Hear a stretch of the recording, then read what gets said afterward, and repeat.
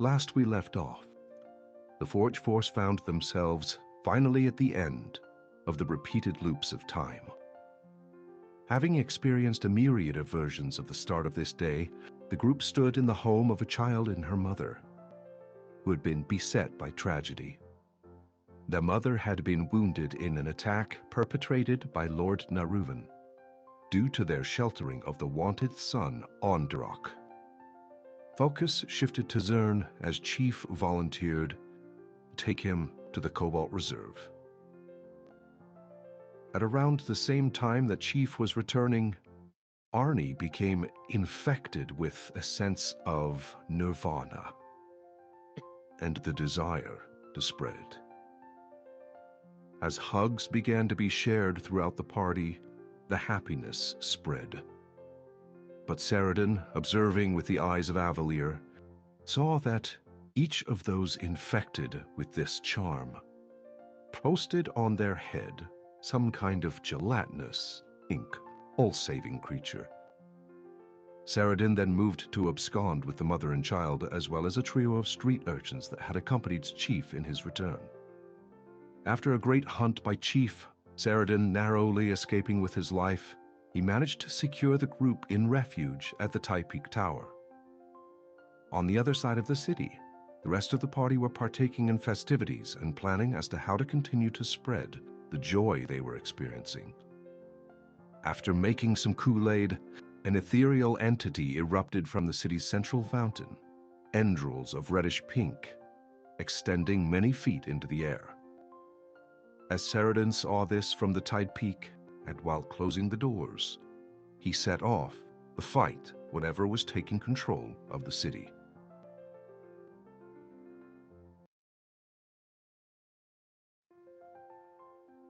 Ceradyn, that's where we come to you. The door closing behind you at the Tide Peak, locking Marie and her mother, along with the children whose names you did not collect, in refuge. I'm just happy they're safe, so. I guess I'm heading towards the pillar. Pinky pillar. Okay. Taking up into the air? Yep. Okay. Chief, make a perception check for me, please.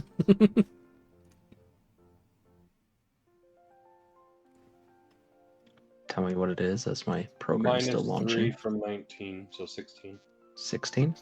Okay. Ceradyn, I imagine you're trying to be stealthy? Yep. So, stealth roll? Go ahead and roll a check for me. Yep. That's a 30. Ooh. You know, you're no stranger to hiding in the sky. It's when you're bound to the ground that sometimes you encounter trouble. A very, very light cloud cover has appeared. Sparse, but it's easy enough to connect from point to point. And the belly of a white bird disappears readily. You know this dynamic all too well. With a 30, essentially there's nowhere you can't go. Where is it you would like to go? Well, I want to head towards the spire at the house, but I also want to see if I get a visual on Chief. Okay.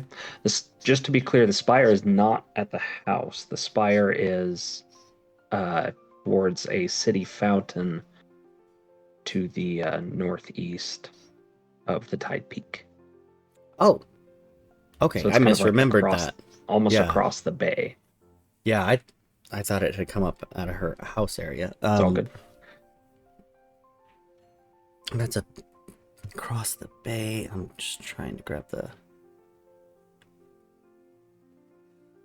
Yeah, there's like the C shape that's kind of southward facing, right? Mm-hmm. Yeah. Tide Peak is here. It's off towards the core of the city. Okay. And there's just these ethereal almost look like tentacles reaching up into the air, dozens of feet, well above the skyline in that area. Up in my cloud cover, do I have a sight on Chief or a perception roll or whatever? Yeah, go ahead and make a perception check for that. Okay. Chief, are you moving hastily or just taking your time? How's that working? I'm not in a hurry. I'm just looking in a pattern, trying to find Ceradyn. So you're still actively searching. So you're... What's up? I have exhaustion 3 levels, so that 30 was a 27. Yeah. Yeah. And this is That's still an insane number. Yeah. So don't worry about it. But with the 14 on perception, it's hard to pick out individual people at this distance. You don't happen upon Chief. The green. But you are moving, despite moving quickly, you're stealthy because of your blending and your strategy. So, Chief, unbeknownst to you, still in a search pattern, you're likely to pass him up quite quickly. As you move closer to the spire, how close would you get? I would want to get within sight of being able to tell individuals apart if there's individuals in that area. So I'm saying probably 150 to 200 feet. Like, it's not a crazy distance, but staying vertical, though. Yeah, staying up. I just kind of want to get eyes on the situation before I try something. It's easy enough to hear. There's laughter, but it's almost sickening laughter, cackling even. You begin to see those that are broken down into laughter and are seizing on the ground because of it. They're not able to control themselves. They can no longer continue walking. They're paralyzed by it. Another... Okay, so they're not... Okay. I want to go down to the outskirts of these people. Okay. There's a pretty substantial congregation forming what is around what you can see to be a fountain that is flowing red. Yeah, I want to be on the outskirts of it because I want to see if I can slash at where I believe the ethereal being would be from seeing it earlier to see if I can free someone. Just a random person? Yeah, because I want to see a reaction before I'm like, okay, maybe this could work. Okay. There is no shortage of individuals that are walking. Many that are walking in groups as you are approaching a congregation point, though finding a straggler wouldn't be too hard. Make an investigation check or survival. It's up to you. Different DCs.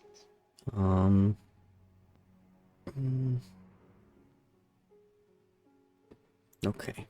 Let's try survival. Haven't done that, so 15 minus 3. Relying on that's true.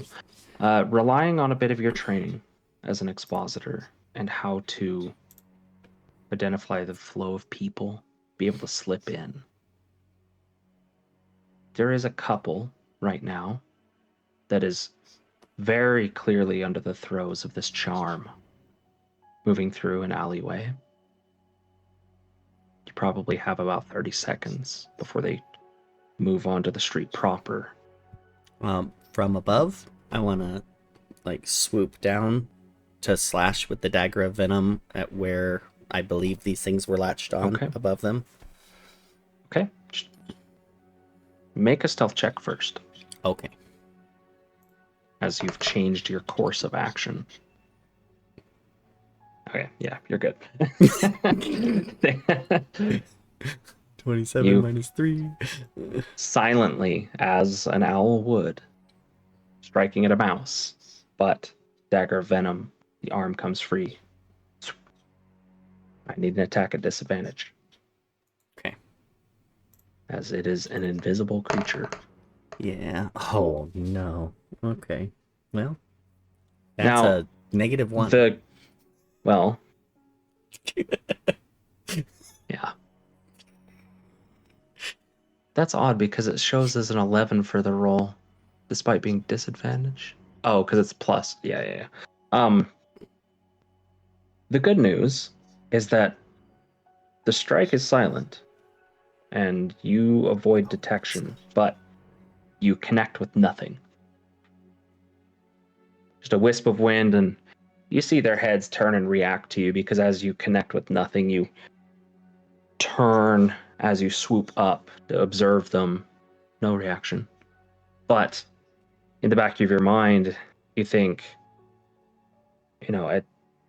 can I hit them? Did I hit it, but it did nothing? But it's a magic weapon. All of these questions start to pour through your head.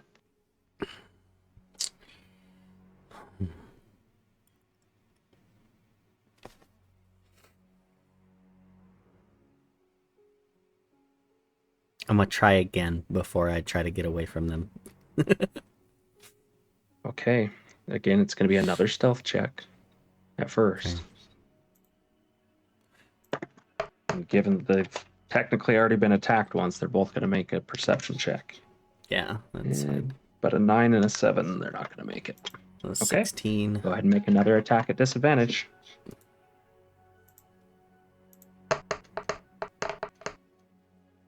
Ooh. 21. Okay. More than enough to hit. Would you be targeting the creature on the man or the woman? They look to be just like lowborn humans. I mean, the first one probably would have been across the guy, and that one missed, and I would have come back across the woman for this one. Okay. Roll damage. Okay.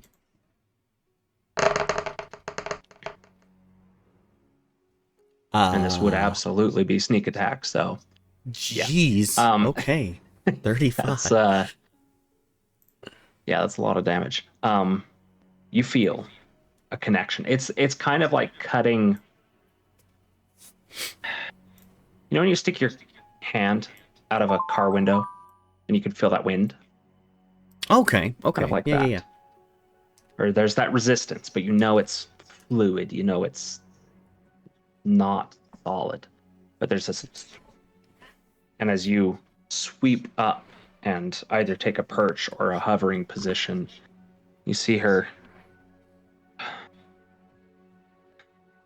then she looks around and then just kind of holds to her partner, unsure of what to do. Ooh. Noticing that difference.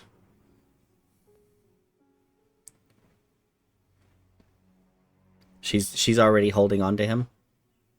Yeah, she has been the whole time, but she like squoze into him a little bit and is actively like you see the nervousness and looking around. Yeah, with that, I'm just going to whisper, "Hold on tight," in hopes that she grabs onto him more. Okay. And I'm going to re-attack the one on his head.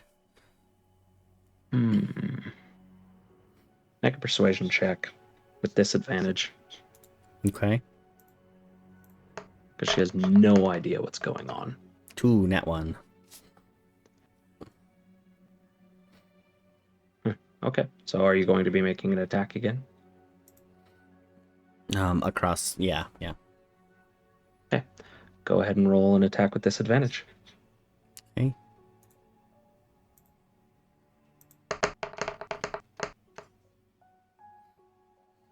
$17. Okay.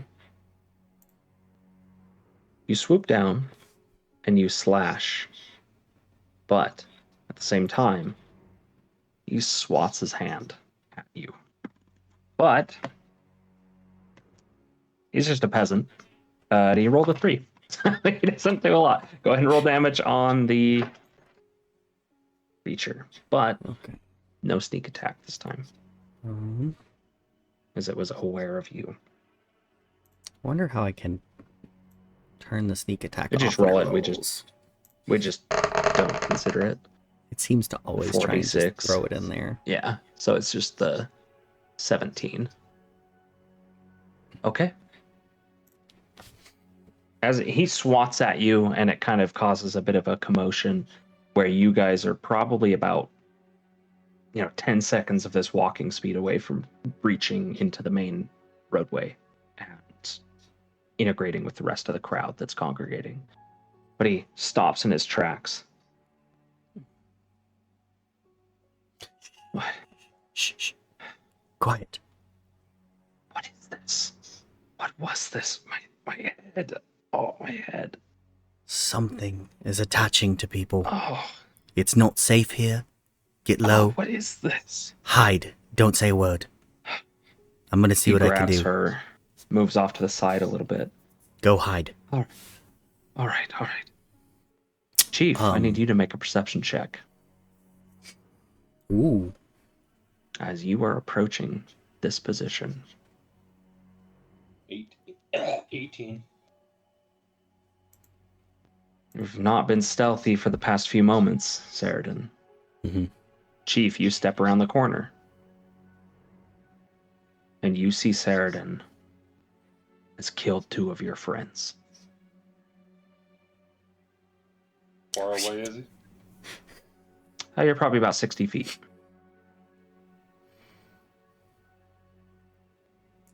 This would be at advantage because probably at a disadvantage because it's under 80 feet. But the gun is gonna been up this whole time. It's gonna just point and shoot twice. So Ceradyn, you turn just in time because you're already facing kind of the direction that Chief is showing up from. Rifle comes up, it's firing at you. Go ahead and roll at disadvantage, Chief. First one. 2 shots, you said? Yeah. Because of the thing. Disadvantage is 21 and exhaustion. 18. 18 for the first.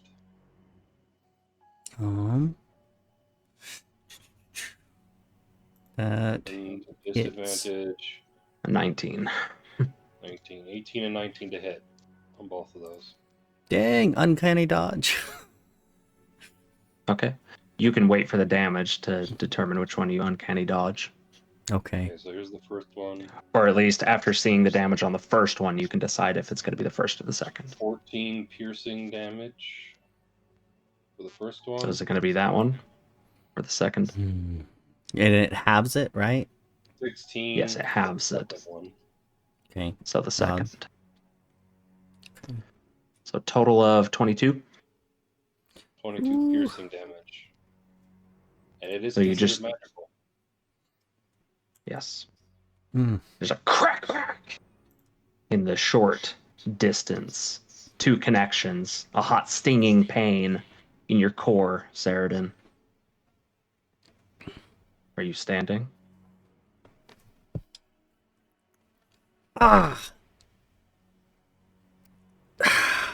Chief, good friend.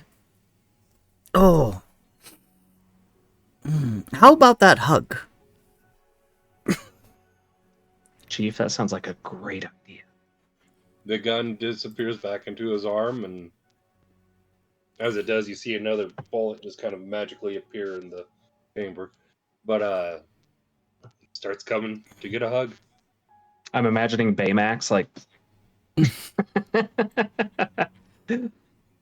I can't run fast.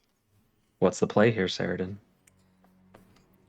When he gets close enough, I want to try and, well, using my wings and like diving up and over and slashing across where the creature would be on his head. Okay. And I just want to play the part until he gets close enough to try and slash the thing. All right, Chief. He's getting closer. Ceradyn's there. Tell me how you go about securing this hug. Dealing with other birds in the past, possibly. He's just going to kind of hold out his arm, like a perch to come, and when he lands, he's going to go like this. Okay, so just waiting. Oh, okay, so you're Ceradyn. holding your arm out to me. Okay. Yep, he's just I'll Falcon's perch. fly forward, and you know how birds do that flutter as they're about to land? With that flutter, I'm going to burst forward over his head to slash at it. Okay. So, Chief, given that you're not planning any kind of violent grab or anything like that, because you trust your friend, Ceradyn, go ahead and make your attack with a disadvantage. Okay.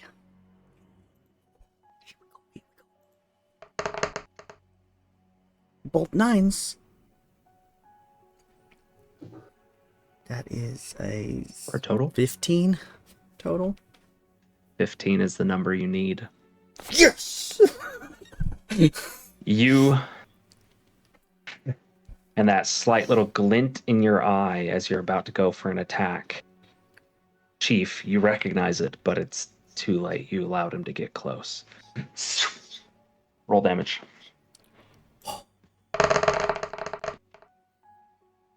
Minus the sneak. Oh, Jeez. Wow. Jemima.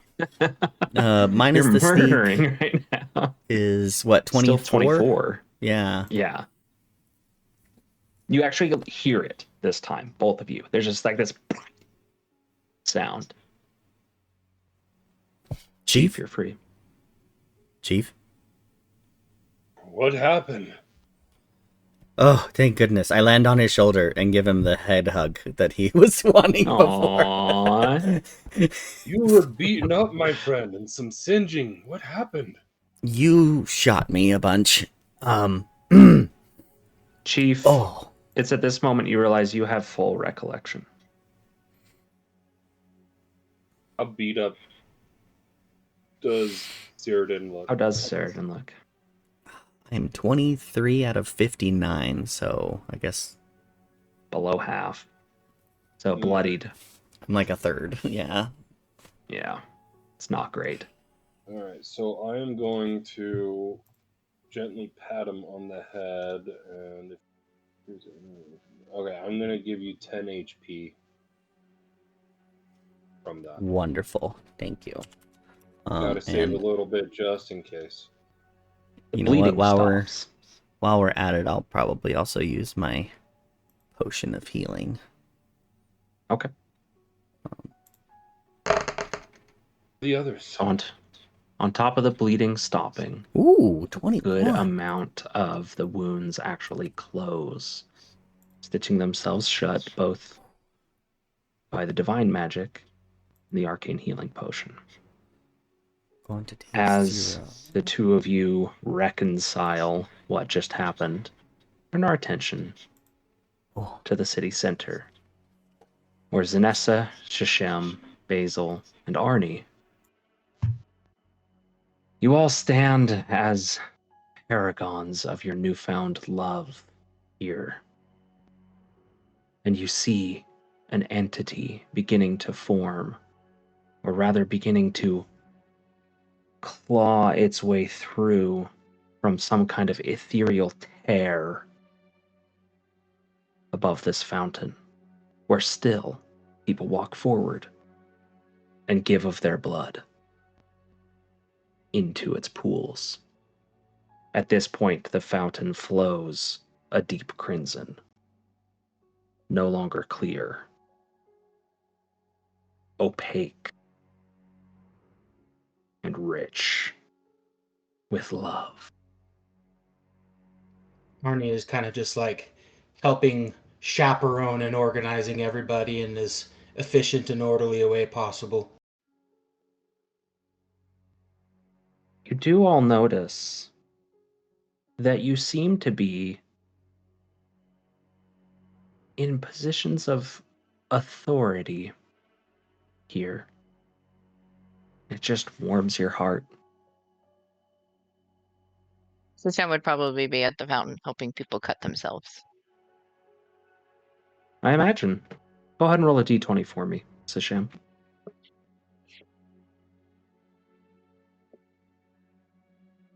What would Basil be doing?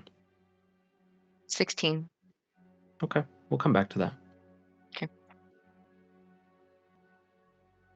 Probably like be trying to like pick out people that are the strongest or fastest, and like it'll help spread the cause a little bit faster, type of thing. Okay, so kind of just scouting around. Just make an investigation check. Or insight. Arni helping to chaperone, as he said. What about Zenesha?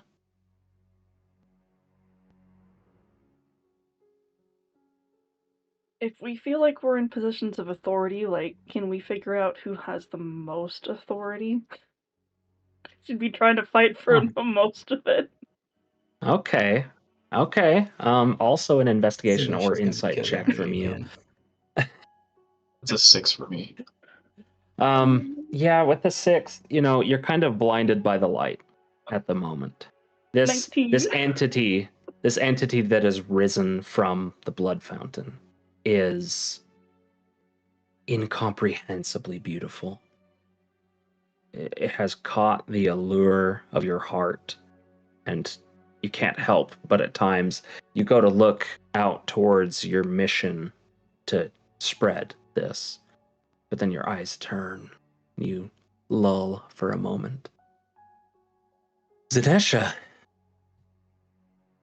there are a number here that look like they're being respected.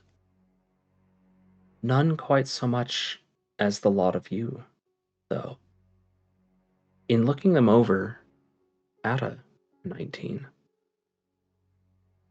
it seems power is a factor. Sashem, over the course of 5 or 10 minutes, you help 16 people. Some of them, again, giving of themselves fully.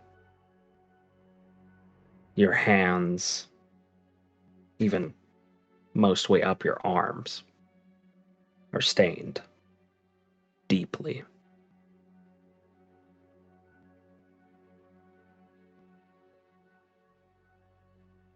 It's at this point that you hear all of you, except for Chief and Ceradyn, at this point.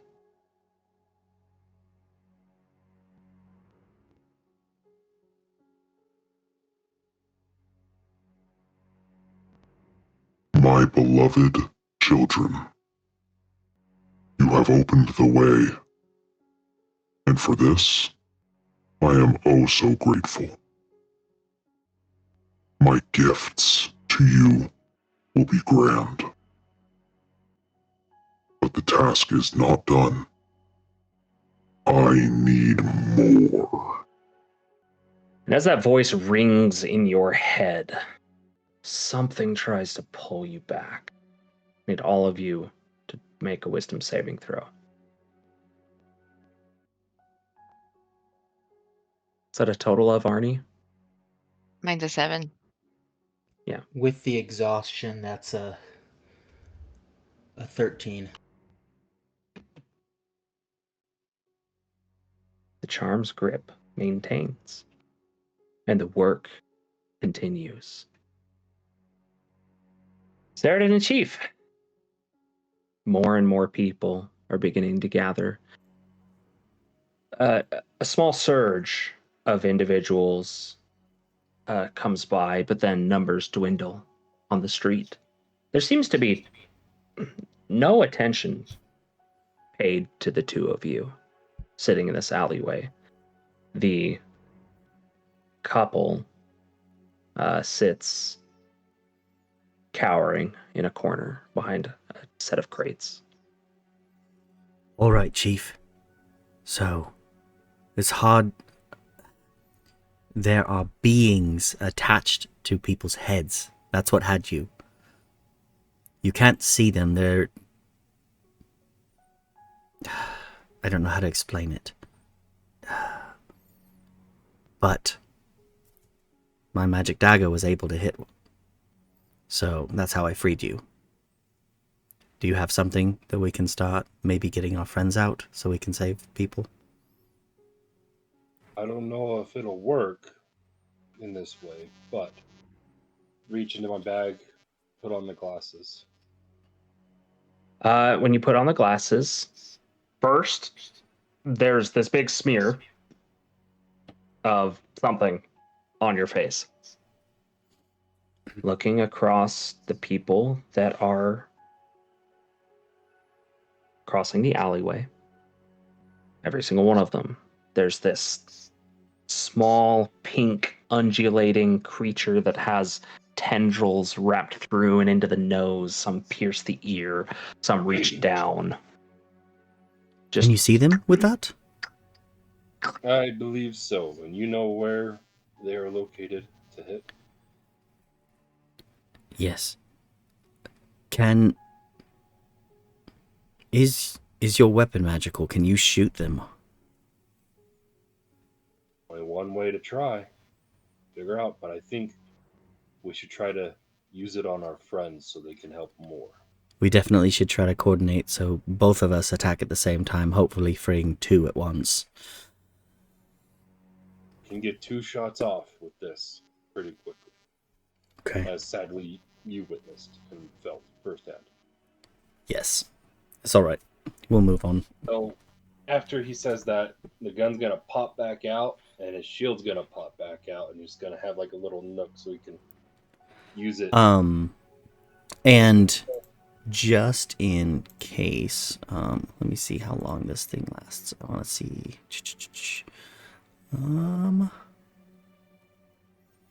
I want to put a hand on Master. Okay. Because Master does not have armor, right? No. Not technically, no. Okay. He is armor, but Like and I want to. It doesn't count. AC, so. Yeah. Pulling a little piece of leather out of my bag, putting a hand on Master. I'm going to cast Mage Armor. Okay. So that his AC becomes 13 plus the dexterity modifier he has. I believe that's what it already is, but it's worth checking. Okay. His current armor class is 15. Yeah, it's probably 12 plus dex mod. Yeah. Which means, yeah, you might be giving him 1 AC, which matters. Yeah, 13 plus dex mod. And he gets that for 8 hours. Yeah. So, yeah, we'll have to check what that equates to. Make sure that's... Is Master under your pets, Chief? He's under my action area. Just even his creature? Yeah, if you just... I mean, you can find it under the features. Oh, Steel Defender. Dex plus 4. Oh, so yeah, he goes up to 17. Or no, sorry, that's... It'd probably be 6. That's his saving throw.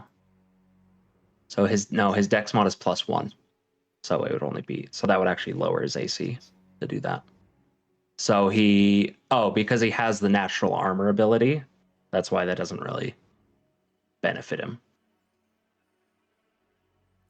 So you go and you apply the spell, but you notice that the magic just kind of sinks into what is essentially armor. Oh, okay. He's made of metal. it doesn't. Okay. The Master appreciates the thought. Yeah, very much so. Well, in that case, maybe this will help me. And I'm going to do it to yourself. No, I mean, I already cast that on him, so it failed, and that was a used slot. I'm going to cast See Invisibility. Okay. How long does that last? An hour. Okay. It kicks on, and just this slight sheen crosses your eyes that feels like it's just a portion of the eyes of Avalier. Though it's persistent, and there they all are. You see them just as clearly as the first time. All right. It does. I can see them as well. Let's 2 warriors equipped need a with little the bit of ability eyes. to see these creatures. Let's find our friends. Go ahead, Chief. When we get to the Ow. area, I want to find some high ground. Okay, so you're not necessarily looking to charge in. You're going to be... Sniping. Yeah, given Ceradyn, you had said that you were within 150, 200 feet of the center of this. You're not far from it now. There is a moment right now where the traffic on the street has lessened. How are the two of you going to move?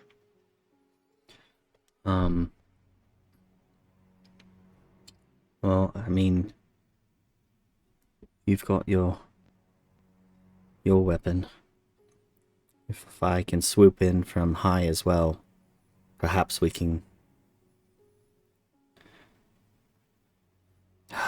We've got to see if we can see them. If I can get somewhere where I can be within 100 to 200 feet range. I want to... let me see what I can find. And I'm going to go up to the top of the building, this alley, to see if I can find a good position for him to go up to and see if I can see our people. Okay.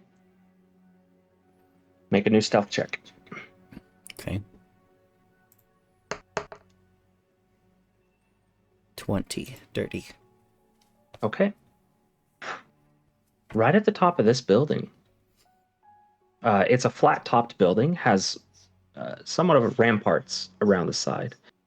And you see a tiefling hooded, kind of back against one of the ramparts, looks up and sees you. You're in direct view, so your roll for them doesn't necessarily matter. Okay. And there's See nothing the hood for me. come down. Is there anything on his head? She's looking directly at you. White skin. Long black horns. She's staring directly at you. Does she have one on her head? Horns? No, Or the pink creatures? things. The creatures. Make a perception check. Okay.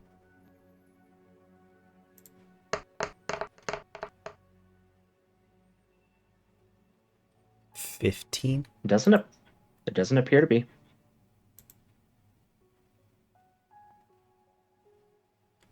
And since she shushed me, I'm going to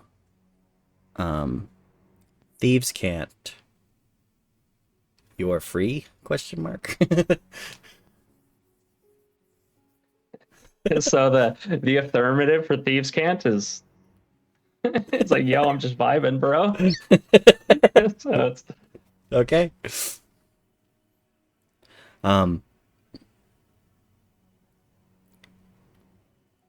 you see her.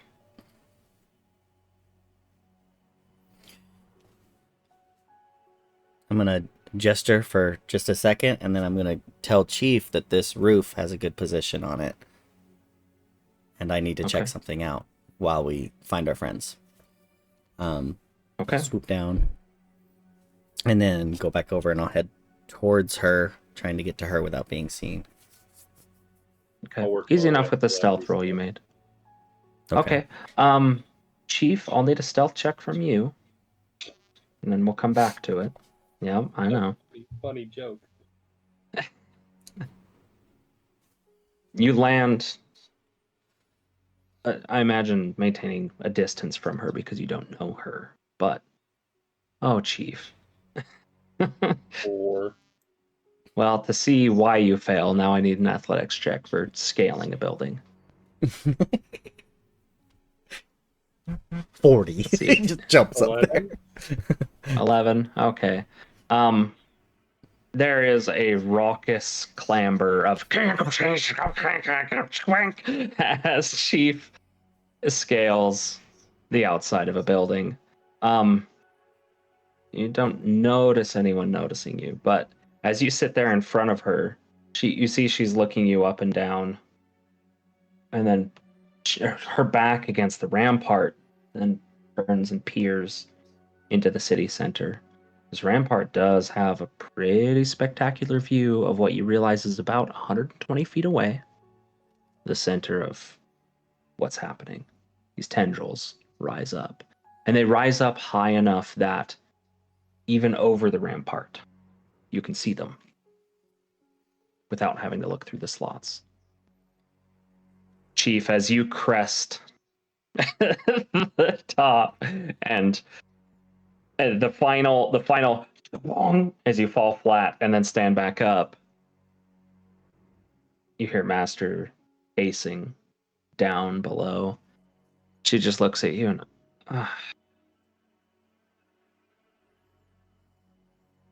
you two know anything about this? Yes, what do you know so far? This shit's fucked. 'Tis a lot. Everyone's got creatures attached to their heads and they're acting crazy. Don't Yeah, I let saw any of that them with the... touch you. No, that... it didn't work on me. It tried. With a bit of magic earlier, I was able to find at least as much as you know. I'm gonna post up Who are you? behind the shield next to like the roof edge. And just Okay. kind of scope down and see if I can see any of our friends from here. While they're talking. Normally I'd be more cautious, but I don't think we have the luxury. Call me Lana. Nice to meet you, Lana. You as well. Haven't seen too many Warforged in my time. I can say the same thing. Hmm. You two were moving like you had a plan. We were going to attempt to free the rest of our party in order to hopefully stop whatever's happening there. And you came here? Are they here? Sadly, I believe so. They Everyone were was among heading the this first. direction. I don't think that we can go charging in and just slicing at people's heads and last very long, to be honest. So you gotta You're have not something able to else. see them. I can for a moment if I expend more magic, but I'd like to use that to actually advance getting the hell out of here, if I can. Does she notice this big giant robot with a Master Chief face mask with glasses in front of the visor? No, she's talking to you as well, but Well, he's got long range and I've got flight, and we're hoping to use that as our advantage to hopefully try and get them released so that they can, well, you would see what would happen. yeah, they're people are killing themselves. And the two of you wouldn't have seen this yet, but it doesn't take you long to peer. And what you see is disturbing, to say the least. There is beginning to be an accumulation of bodies, as those that have given of themselves are tossed to the side. The fountain sprays up, a beautifully carved fountain of mermaids and a typhoon that spins around, drenched in thick crimson, standing at about 20 feet tall, pouring into these channels, 4 channels that go each direction into the city. And the ethereal entity that writhes and twists from it.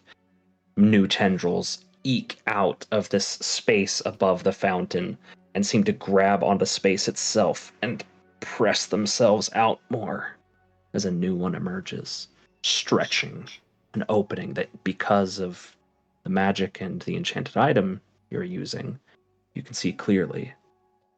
A gash in space itself where something is pulling itself through. I'm gonna look back down the sight of my gun, or the scope, or whatever I have on it, Mm-hmm. and Ceradyn, which 2 should I try to free first? Zenesha and Sashem, or any of the other ones? Just met them, but they could be helpful. Definitely Zenesha. And then whoever's easiest after. I'll be looking for Zenesha first, and then Okay. If I can find someone else kind of close to her, I want to use the 2 shots of my action in repetition. If the one hits and succeeds, I want the other shot to go directly to the next person. Okay, just go ahead and roll a perception check or investigation. Different DCs, though. Yeah, And while you do that, we turn our attention back to the 4 in the center. It's a 19, just so you know. Zenesha, there is one other person here that has revealed themselves. A creature that you've not seen personally before.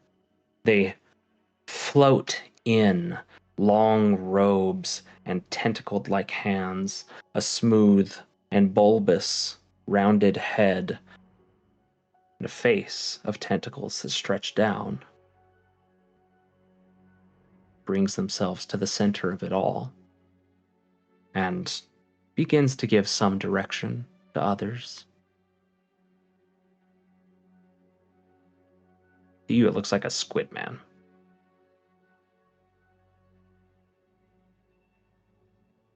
Does Yep. he seem like he has more authority than me just because he's in the center and giving directions? You get the sense that it's possible. And you want the love for yourself. Yeah. So, And- would I feel inclined to, like, fight him? Like actually, like, take him down? Or would I feel more inclined to, like, try and, like, saddle up next to him and try and, like, yell out the orders louder? The love respects power. Okay. That's what you feel. And if there is one that is not as powerful as you, they should be subjugated to you. How tall is Squidman? He's about 7 feet tall. He's taller than me. Just because it's funny. Can I try and, like, climb on his shoulders? Like, see if he'll sink under my weight? Oh no. Oh, Cal, that gif. Oh no. Oh, anyway. Okay, as you approach, you feel a voice penetrate your mind. Hello. What is it you seek? To be your most powerful ally. Make a deception check. And are you stopping or are you just continuing your approach? Oh, continuing. Okay. 3. So, okay. You do approach, and the injection into your mind of his voice doesn't stop, and it's just like, wait, what are you doing? Don't touch me. I am already one with the love. No, and you begin to attempt to climb him. I mean, I'd say let's make this like an opposed. I guess you're kind of grappling him, so It's just an roll uppy a check. yeah, an uppies check. Go ahead and just roll a strength check. And he does not have a lot of that, so Strength check. 16. yeah, he rolled a 10. So Yeah. you mount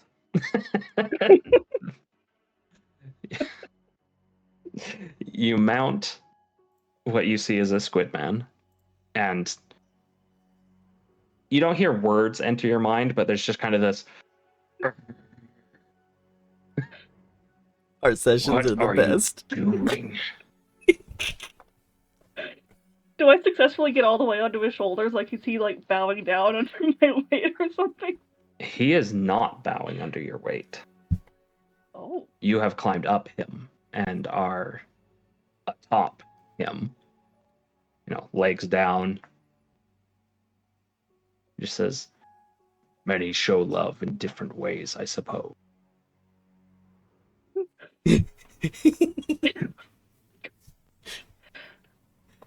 She's from atop his shoulder, she's gonna like raise up her halberd and just be like, all hail the pink monster! So you go to, you don't really give the word monster. So that's fair. What you say is, all hail the love. And there's just this roar of excitement from the crowd as you have held yourself aloft and proclaimed for everyone. And it feels good. You feel like you're at the top right now. What you notice because of this is others begin to look to each other with jealousy. Sashem, you've helped a great number of people. 16 of them have fully given of themselves.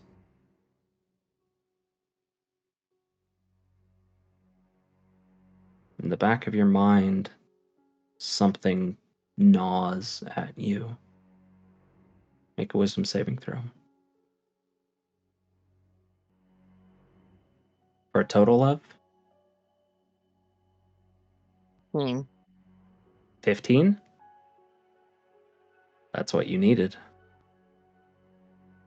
You feel these suction cups almost like separate from you, and then you hear like this wet slap on the ground.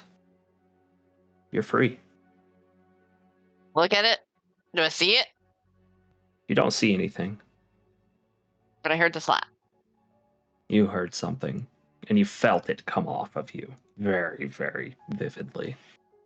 It came out from your nostrils, the gaps between your eyes, your ears, out of your mouth and throat.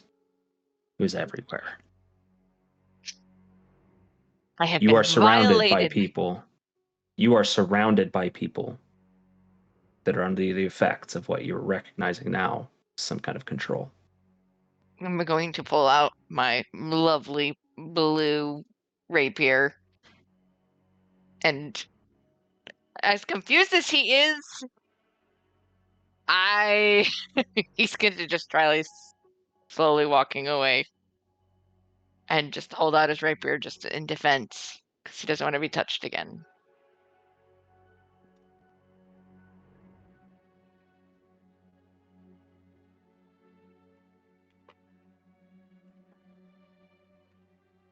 A circle forms around you, and your path is blocked.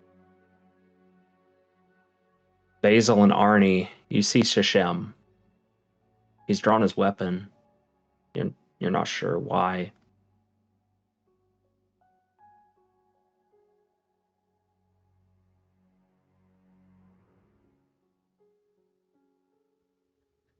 Arni, what are you doing? We've got to help the rest of the people experience the full extent of their love.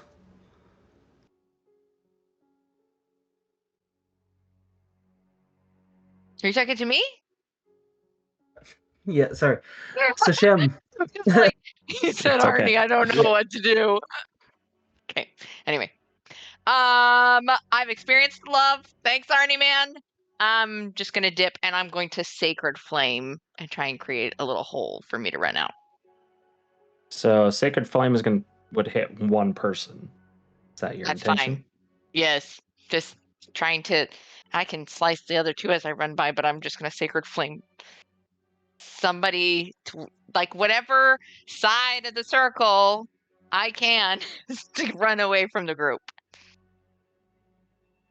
As you move to cast a spell, I'll go ahead and roll the save for one person. Yeah, they actually made it. You are swarmed.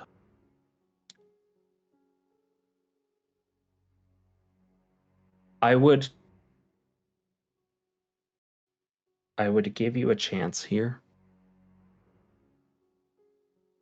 But given what takes place, Sashem, there's not a lot you can do. There's a dog pile of flesh onto you. You unleash a number of spells. You slash and cut. Even a couple of the strikes seem to bring a couple of people to their senses, but then they are torn limb from limb. In short order, you are knocked unconscious. Arni and Basil, seeing this, shakes you a little bit. Make another wisdom saving throw. Chief and Ceradyn, along with Lana, you all see this taking place. What are you doing? Do I see Zenesha? On top. Why Yeah, not? that's what I was gonna ask. I don't believe this. This is supposed to be my specialty. This, it's funny because Zenesha climbing up and gathering the attention of everyone is what turns your attention to where the party is. You see Sashem being stripped of his armor, the rapier being thrown. Arni and Basil just watching and smiling. Zenesha atop the Mind Flayer, riding it like a toddler. Well, I want to, like I said, take aim at Zenesha's hitchhiker. And then if I hit it, if I get rid of it with the first one, I'm going to aim for Basil's. It would just be a straight attack because you can see them. Listen, Lona. It's a little awkward with spectacles on a visor, but 21 minus 3 to hit. yep, go ahead and roll damage. Easy enough to hit. Ooh, that's good damage. 18 damage. And it's interesting, as you go to fire and you raise your rifle up, Lana takes something from her bag, squishes it on her hand, and throws a little spat of blood on the ground. And there's this, and everything around you is silent. Your rifle fires. No sound. Zenesha, you're free. I'm going to aim my second shot at the one at Basil. One Okay, on Basil. go ahead and roll. Not as good. No. I missed. The person behind Basil, go ahead and roll damage as you're shooting from an elevated position into a crowd. 14. A woman collapses. I'll look to Ceradyn. knowing that there's no sound at the moment. Just nod at him. I am going to Thieves' Cant at Lana. Thank you. I know you don't have to stay, but we have to help. The rest is up to you. She wiggles her fingers and just flame. And then I actually want to fly out of the silence. Mm-hmm. Off away from where Lana and Chief are. So that I can... Circumnavigating a little bit. Yeah, that way, when I do what I do, which is shouting to Zenesha, people turn to me and don't see them, hopefully. And to Zenesha...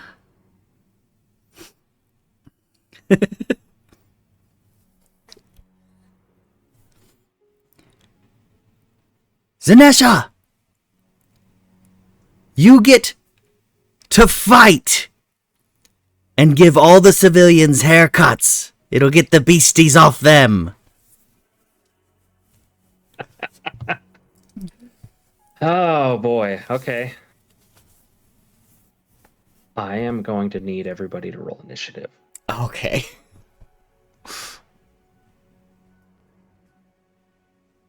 Because I can tell that's the direction. Why do I get a nat 20 now? That's amazing. Yeah, same here. I don't know why. I don't. You guys have... I don't have to, right? Yes, you do. We'll get to that. The dice gods just want me to stay in the cold. I should have had for a bonus action. Sashem's initiative is at disadvantage. No, I'm just kidding. Send Master into the crowd trying to help Sashem. But I didn't. It doesn't take a lot to see that it would have been hard to have an effect on that. Grab her and drag her out of there. Drag him. So I need everybody's totals with their exhaustions, by the way. 13 for me. 6. So that's a 16 then. And I am 15. Yeah, 20.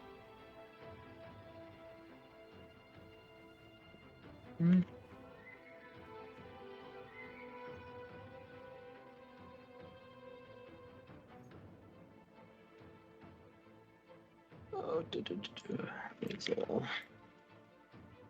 Sashem, I still need your initiative, though. I rolled. I know, but Did I it need not to go? know I need to know minus your exhaustion. Oh, sorry. all good. 13. 13 as well. You probably have a higher dex than Chief, so. Oh no, I have a plus I don't know. I have a +0 too. What's yours, Chief?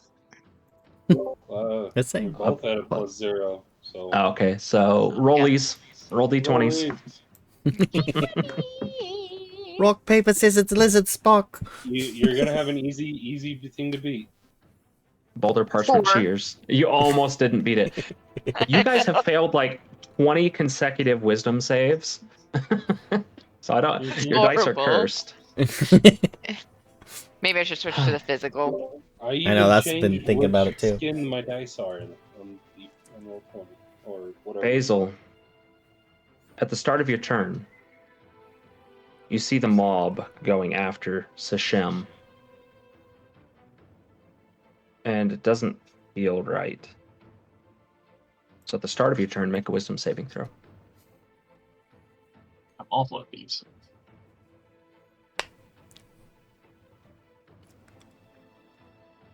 Oh, it's taken a really long time to roll for some reason. It's pretty laggy right now. Okay. So that's a 2, which would be a 0 with exhaustion. So, for this turn, you're just watching. Arni, at the beginning of your turn, you see the same and feel the same. Make a wisdom saving throw.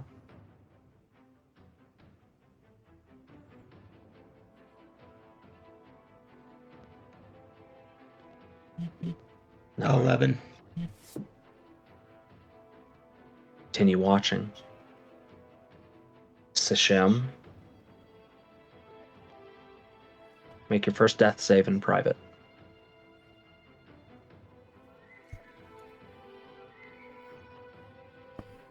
Chief, what are you doing?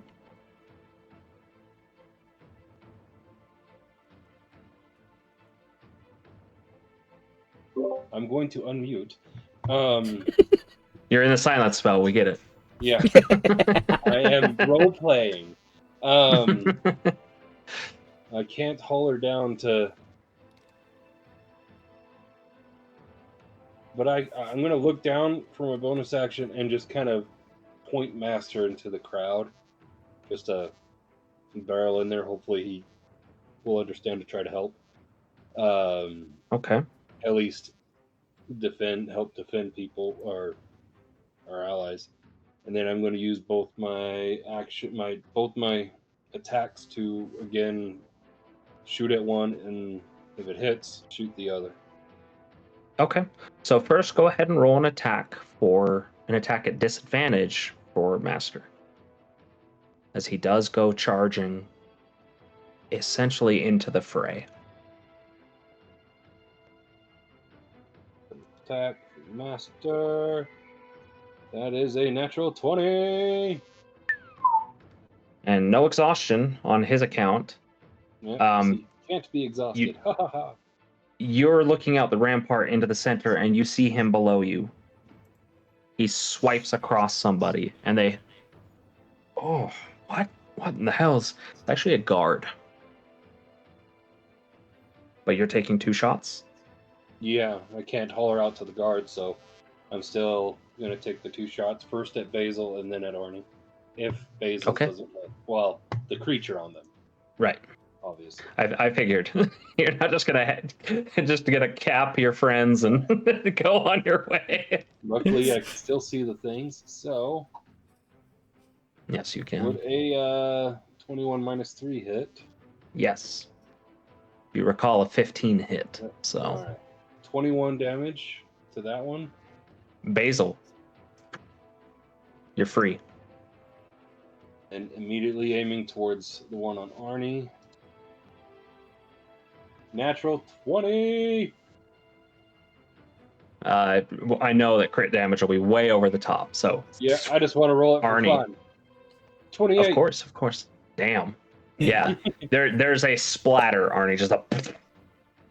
Kind of reminds you for a moment of when your head exploded and concerns you for just a second, but then your senses come to you. And both of you with full recollection, but seeing what's happening to Sashem right now, you can maintain your composure for now. It's my turn. Mm-hmm. Okay. Ceradyn, it's on you. You are 70 feet off of the center or so, having kind of circumnavigated a little bit. What are you doing? All right, so,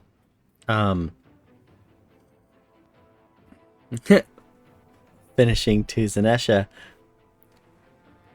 You got one of your big potions, and with that, I'm gonna be heading towards where Zenesha is. Okay. So we've got the crowd of people. The kind of up in the area where the squid guy and Zenesha's on top of him are. What else am I seeing? So, from your semi-aerial view, the fountain in the center, and even the air is beginning to redden at this point. People surrounding it, but a little bit of birth has been given around Zenesha and the Mind Flayer. who she's riding, which I still am not happy about. Probably about 20 feet off of that is a now dispersing congregation of people leaving Sashem beaten. And on the edge of that circle, looking into Sashem, are Arni and Basil. Does it appear at all like the Mind Flayer is the source of control for all of this? I mean, roll an Arcana or... it'd be Arcana check. How But far then back to would Ceradyn. how far would I be able to get to Okay. Zenesha in this turn? I mean, you're about 70 feet from the center, which is where she is. Okay. I want to get within... Oh, wait.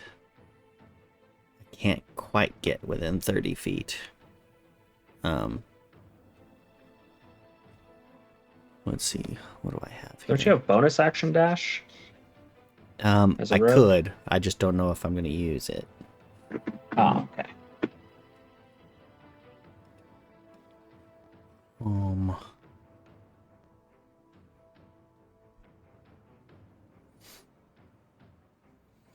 Yeah, I think I'm gonna just move 30 feet. So I'm 40 feet away from her now. And Okay. I actually want to save that because I have to have my bonus action for Uncanny Dodge, or is that reaction? Now, uncanny dodge is a reaction. If you're talking about If I get disengage, hit. that's a bonus action. Oh, okay. Yeah.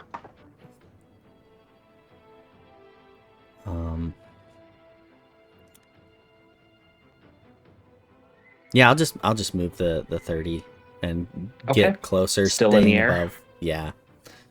All right, you do. Zenesha, it's your turn. One of the things you've noticed up here on top of the Mind Flayer is a squishy thing is pressed up against you from the back of his head.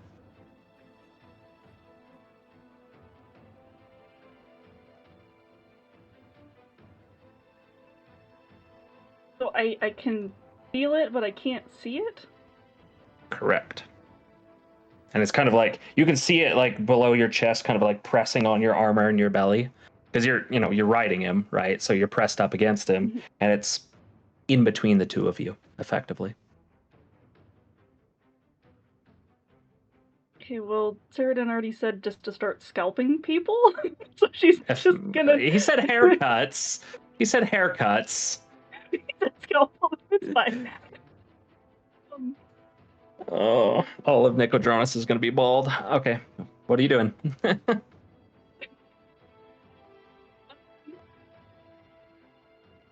And she's...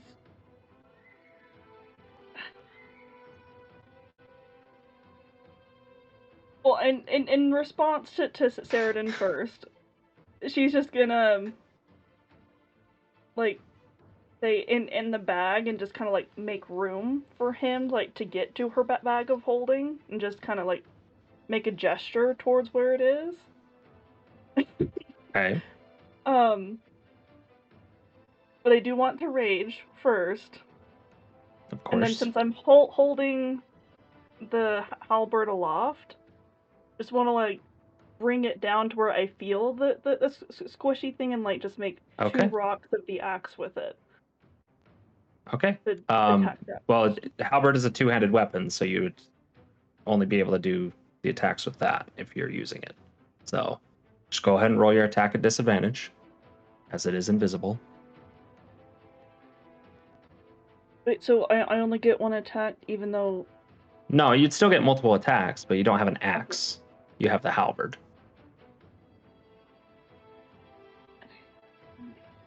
It's two-handed. 14 minus your exhaustion, right? 14. Okay. You kind of stab it down, and it just doesn't quite connect. It just kind of goes into that space. You don't hurt yourself or this thing you're riding, but you kind of just stab into open space. Still have another attack if you'd like. Yeah, I'm gonna try again. Okay.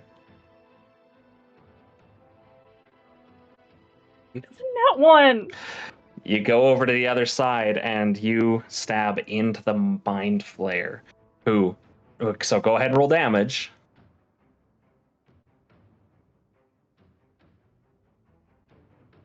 Okay. Plus all do the I get things. Put the Divine Yeah, Fury on there it's going to be too? Divine Fury and Rage damage, yeah. Okay. So...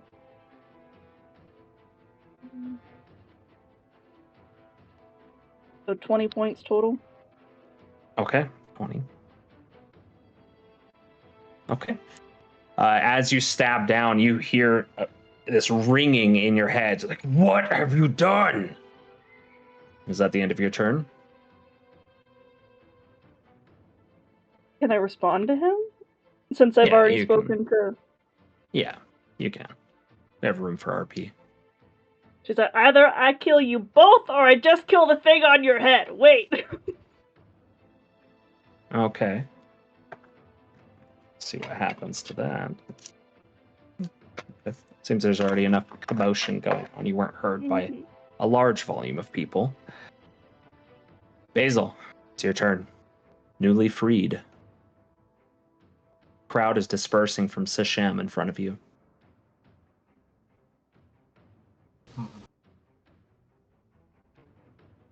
How far away is Sashem? 10 or 15 feet. You're close.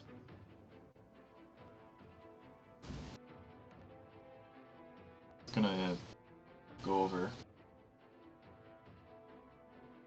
Do you need a weapon? Sashem is unconscious. Oh, she's unconscious. Beaten half to death, stripped of half of his armor. His rapier is 5 feet off to the side.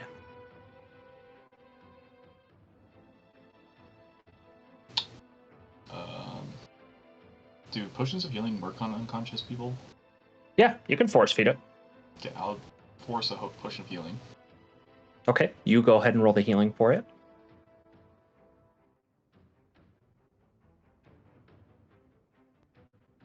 Sashem. Your mouth filled with that all too familiar flavor. You know, the potions kind of taste like they're just blood, but there's this unique, like, tinge to them. You are conscious. Barely. What else would you like to do in your turn, Basil? Takes an action to force feed it to someone else. I'm just gonna say to Sashem, don't make a scene. They don't like it. You just died. Don't make a scene. Yeah, that's all. Okay. Arni, it's your turn. Sashem has roused. And, you know, they've turned away from Sashem. They're kind of walking past you at this point. You got a little bit of a sense what's going on. Difficult choice right now. I think Arni wants to try to cast... Oh, wait, no. I've emptied all my spell slots into... That was part of a... We did that last session. Yep. I'm running on empty. You have your hammer and crossbow. I think Arni is going to try to... Now, while I was under the mind bug, was I aware of the mind flayer? Oh, everyone saw it. And you see it. And maybe something that Arni understands. Make an Arcana or History check. You may know of them. Also, with me hollering out to Zenesha, even if they were under the influence, they probably would have heard me say to give everyone haircuts. I don't know. Would that have been heard? No, their attention was very hyper focused on something else. Okay. Yeah, this creature eludes your memory. So what would Arni view as probably the source then? As you heard the ethereal Yeah, Can you you heard a find me out? voice. You heard a voice. You were here when the crack first appeared and the entity began to force its way into the prime material plane. But there's also this other creature, so that's up to you. Okay, Arni's just gonna look for Ceradyn and Chief then. Okay, just make a perception check. Finally, a good roll. Huh. Ceradyn, easy enough to find. He is not concealing himself at the moment. He's kind of just in the air about 30, 40 feet from. Yeah, let's see, because he's about 50 On the way feet to from you. Zenesha. Yeah. So Chief, it takes you a moment, but you do see on the ramparts, about 100 feet away, the only person that's not on the plane that everyone else is on. Chief. So Is Arni's there. going to use his battle axe then, or the hammer, to kind of like reflect the sunlight into the eyes of Ceradyn and Chief to kind of get their attention. Just like, hey, I'm free. I'm here. Okay, so to try to do something like that, let's see, the time of day, because it's morning, which means it's actually, the sun's actually on the other side of the fountain from you. You're in its shadow. You could try Or to move just first. maybe wave in a. You could either attempt to wave, or you could move through the crowd a little bit first. It's up to you to leave the shadow of the fountain. I think what I'll do is Arni will do like. This is tricky. Raise up the hammer and then yell out "for the love," and then but like try to make eye contact with Ceradyn flying up and be like, Make a performance check. And this will be the end of your action economy, so. Roll a 1, I dare you.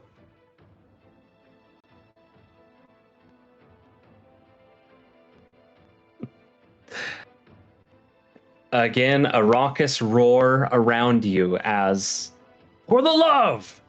Yeah! Yeah! And more people step towards the fountain. Ceradyn, you do see. Sashem, it's your turn. Am I alive? I know I'm conscious, but can I take my own potion of healing? That's your decision. Yeah, totally. Going to take a greater potion of healing. Okay.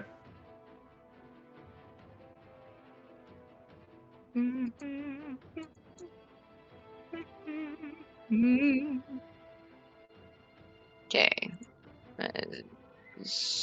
26. Wow. That's a Yeah. pretty good roll. Most of your wounds stitch closed. The soreness and the bruises do not leave, and there's a lingering pang that resists the healing magic, but you're in fighting shape. Okay. So honestly, I'm just after doing that, I'm going to crawl and try and grab my rapier. Easy enough to do. Again, the circle that mobbed you has effectively all turned their backs and it is moving away this turn. So, quite a simple task to gather your things.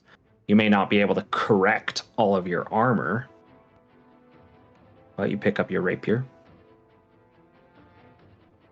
And then I'm just gonna. Anything else? I'm just gonna go a little bit farther and try and sneak away. Okay. Make a stealth check. And Chief, There's you're on something deck. Okay. Do I remove my armor? Because it's gone. I mean, So that's where we can kind of have you make a decision. Is your armor so removed that you've lost its AC, but no longer have disadvantage on stealth, or are you still benefiting from its AC? I would think with how much, I would think that how much they've ripped off that they've taken it, and at this point, I'm not going to grab it. I just wanted the rapier anyway. So you're at 10 plus your dex mod for AC. Yeah, how horrible is that? You do not have disadvantage on stealth. Help. It's so bad. You do quickly realize that it seems no one's really paying attention to you at this point as you crawl on the ground, but you know you're not being stealthy. Yeah, Is that I'm the end just of your gonna turn? crawl. Yeah, I'm as far as I can away, yeah. Which would be 15 feet. Chief. Chief, it's your turn with Ceradyn on deck. Would Chief recognize what Sashem is on a piggyback on? What, Zenesha is? Yeah, that's what I mean, Zenesha. Again, make an Arcana or History check. Arcana. For a 19 plus 7, 26, or 23. Yep. Yeah, this is an Illithid, or a Mind Flayer. They are generally a subterranean race of psionic creatures. As of late, there have been not incursions, but expeditions in order to establish relations with one of the hives in the Underdark by the Empire. Am I able to spot what Zenesha is trying to slice at? No, it is pinched between her and the creature. There's no sightline for that.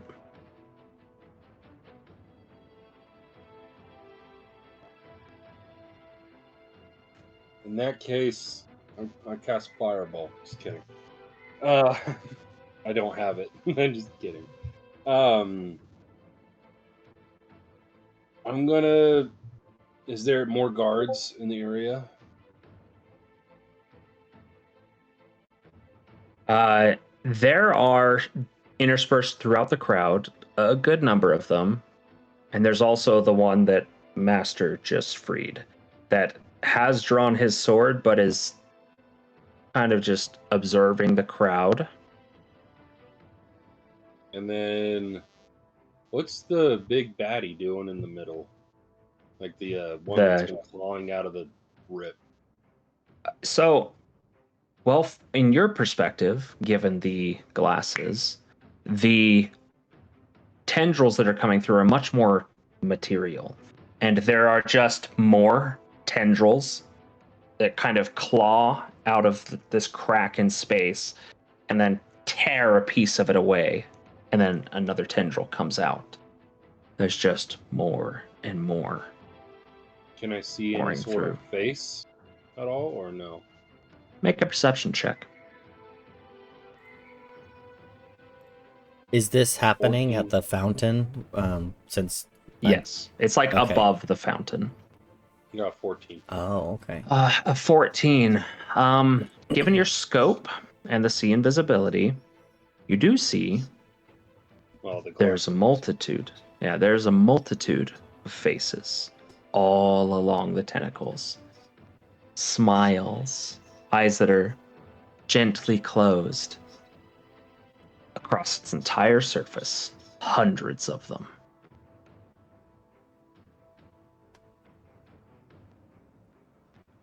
And as one person falls by the fountain, another face appears on a tentacle. I'm gonna aim for 2 of the guards, just to release them. 2 of the creatures on the guards? Yeah, 2 of the creatures on the guards to release them. If you don't specify in the future, I'm gonna make you hit the guard. Go ahead. I said to release them. So. Yeah. So I mean, you would be releasing them from the mortal coil. Yeah, that's true. All right, here goes for the first creature. That's a total whiff. I'm going to aim at that same one. Roll damage on that first one, though. All right, we'll do. Second one got a 16, but on the first hit was 11 damage. Okay. And then And the the- one that hit the creature, because you said it's a 15 to hit him, Yes. is going to take 16 damage.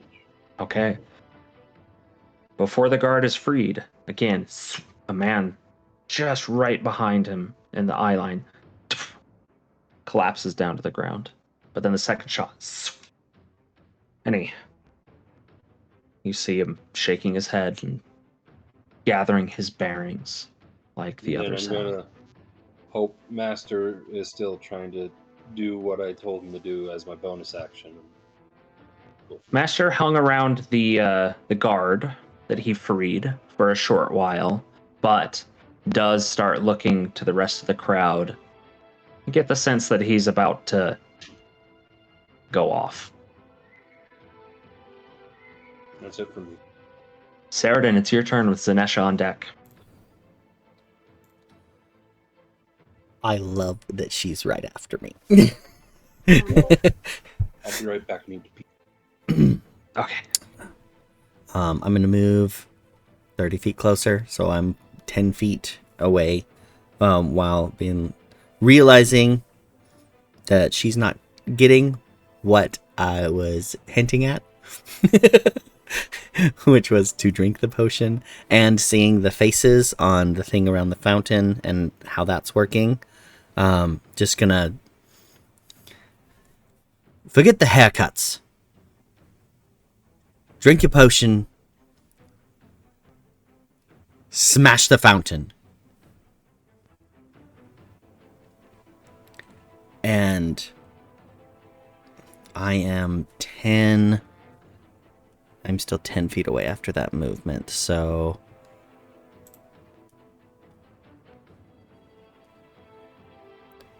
Or don't drink it. I don't care. Smash the fountain, and I'm going to cast Enlarge on her anyway. Oh no, not this again. So, oh, Zenesha, you grow to twice your size, and now the Mind Flayer gets nearly crushed beneath you. The uppies are 2 up. I figure she probably catches herself and he's not hurt too bad except knocked over, but hopefully. Yeah, there's no fall damage with that, but no longer technically grappled.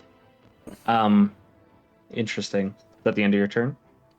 That's all I can do. Okay. At the end of your turn, one of the tendrils. I need you to make a dexterity saving throw. Ooh. Dex saving throw. At an 11.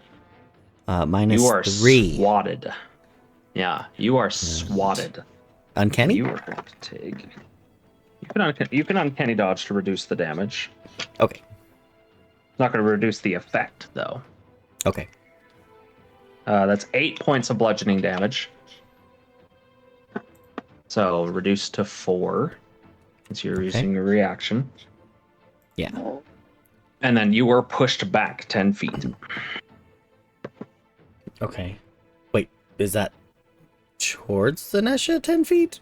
Or... No, because if Zenesha's here, Fountain's here, and you were coming this way, it's got pushed back again. Back. Okay, back. Okay, It's so kind now of tangential. You didn't Yeah. exactly leave 10 feet from Zenesha. It was from the fountain, but Yeah, not going to okay. trigonometry. Yep, just a little bit further away. Okay. Yep. Sounds good. Is that That's the end? So that was the end of your turn, Zenesha. It's you with Basil on deck. So, like, how far from the fountain am I? Well, I mean, you're effectively almost sitting in it now because you've been enlarged. You were on its edge on top of the Illithid up to that point. Now it's right there. Okay, so, like, keeping the Mind Flayer underfoot. This is going to go well. Totally. to pivot and just swing at the fountain, I guess. Okay, just go ahead and roll an attack.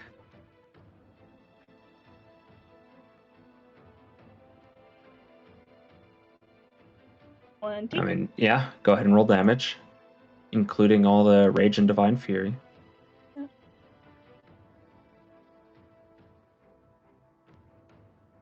So 18 total. Okay. Let me kill that. Oh, no, we need that. Go there. There we go. What you notice, like the halberds clashing against the stone does practically nothing except scratching it. But the Divine Fury, it's not radiant by any means, but it is of the gods.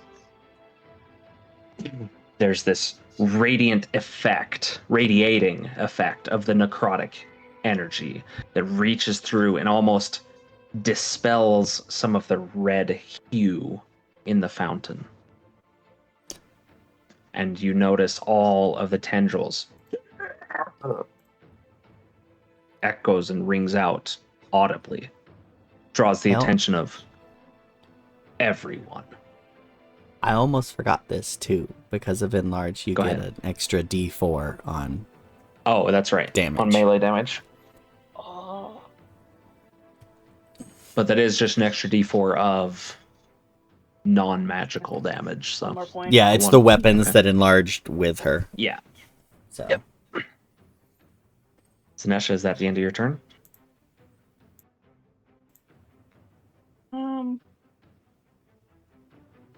Well, it's not like beyond it being like +1, I don't actually have a magical weapon. So. Oh, I need to roll a concentration because I was hit. Oh, that's true. Easy to succeed, but it's just con save. It's just a con save? Okay. So do I actually get No. the feeling that like the halberd itself didn't do any damage at all? Yeah, you get the sense that it was more the divine power that that changes mattered. things a little bit. Okay, then we're gonna take a gamble. Okay, hold on, let me check one more thing. No, that won't work. Okay. I'm gonna reach out with my left arm and do Shocking Grasp. On? Just because it's more on the pink thing in front of me. Or wait, no. So that's like up. Well, I mean, you would be able to reach it. All the tentacles? Would. Okay, well, she feels tough. She's actually gonna stick her hand in the water. So I have And to interject. shock I'm whatever's so touching the sorry. water.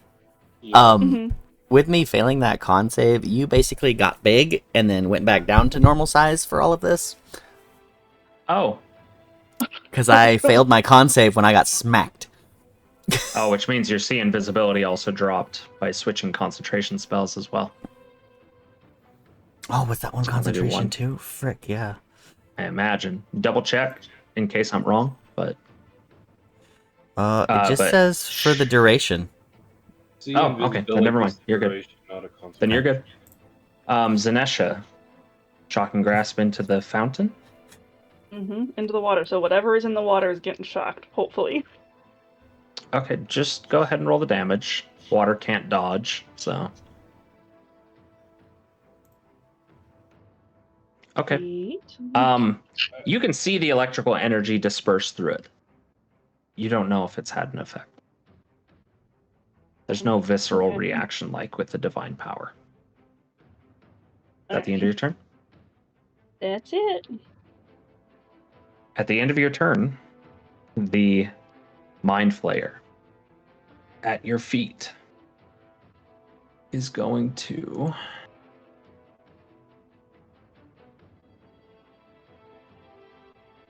and this is just going up because you have him stomped. He is going to unleash a Mind Blast in a 60-foot cone that goes up through you I need you to make a DC 15 intelligence saving throw. 4D. Because that's only -1, right, for you? Yes. Yep, Yes. you- Only okay, -1 with 16. I You're made it. good.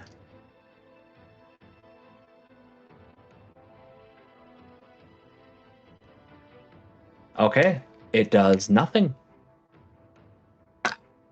There is a psychic blast that rings out, and it moves through your head, and your nervous system is buzzed for a second, but you're good to go. That's his turn, because that's his action. He can't break free. Basil, it's your turn. It looks like stuff's starting to kick off in the center of the ring. So I was near the fountain, right? Yeah, you're within like 20 feet of the fountain. Could I reach the mind flayer? Oh yeah, easily. Sweet. I'm gonna run at it and casting Green Flame Blade. Okay. Try and get him. It does take all your movement because you're kind of weaving through people, but you make it there. Definitely does that's a not nat hit. 1. You're at advantage because he's prone. Oh, okay. I'll roll again. I make sure I keep track of that. A 14. 14 still does not hit. Close. Could I do a second attack? Of course. Oh, so is that with action surge, or is that... I just get 2 attacks per action. Oh, I saw 2 rolls already, but all good. Yeah, that's for advantage. Oh, right. There we go. Oh, that's a definite hit. Go ahead and roll your damage. Oh, this is an interesting interaction with Green Flame Blade, too. Oh, D&D Beyond is having a hard time. So For those of you that can, take up some physical dice, and we'll add it old style. Yeah, okay, that's Okay, 15 for just the sword, and then the Green Flame Blade. Will be a 5. And also the Green Flame Blade jumps, doesn't it? Yes. To the next nearest enemy. Within 5 feet. There is certainly another enemy within 5 feet attached to its head. Yeah, so I guess it'll jump to that. That would deal 6 damage to that one. 6 is 1 more than that is needed to kill it. And there, as you slash across, down at the Mind Flayer, and a gash opens up on his side, the flame wreaths around him, and then the flame leaps for a moment and attaches to something, and you see the Mind Flayer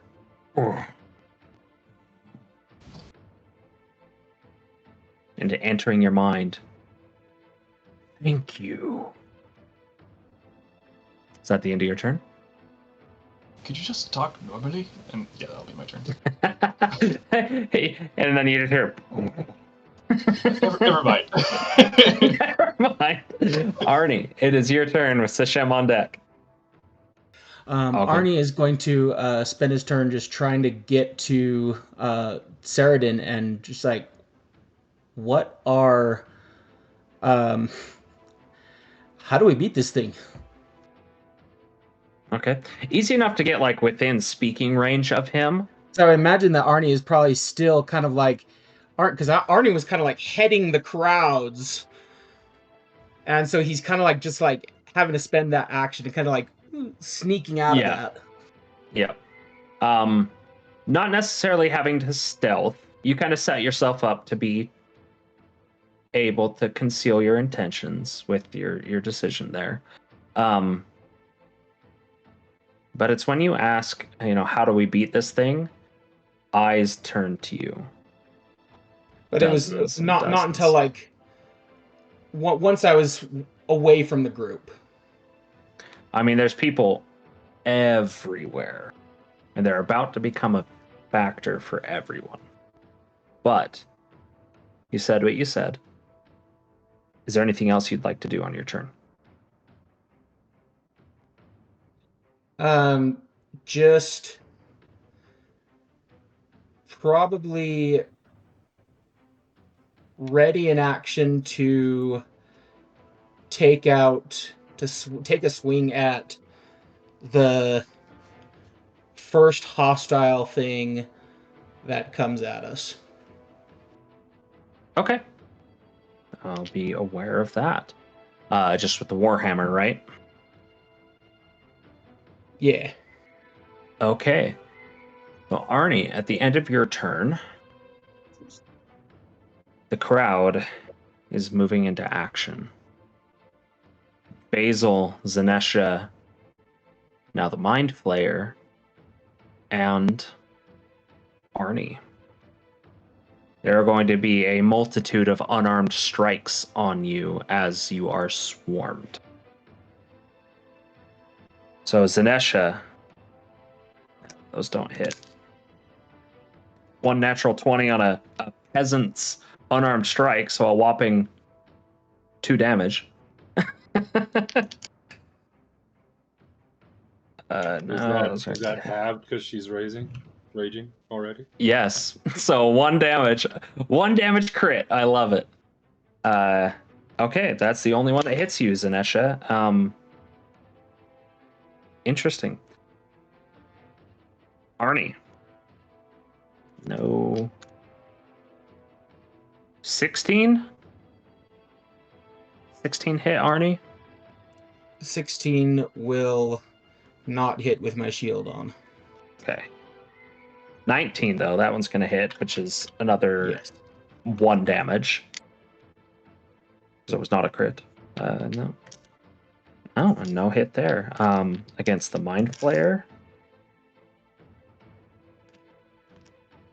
Wow. I think my dice are cursed now. Yeah, no hits on the Mind Flayer. Basil. Them dice on being you. cursed is fine. That's a natural 20 for 2 damage, Basil. And a 19 for 1 damage. All right. Another 19.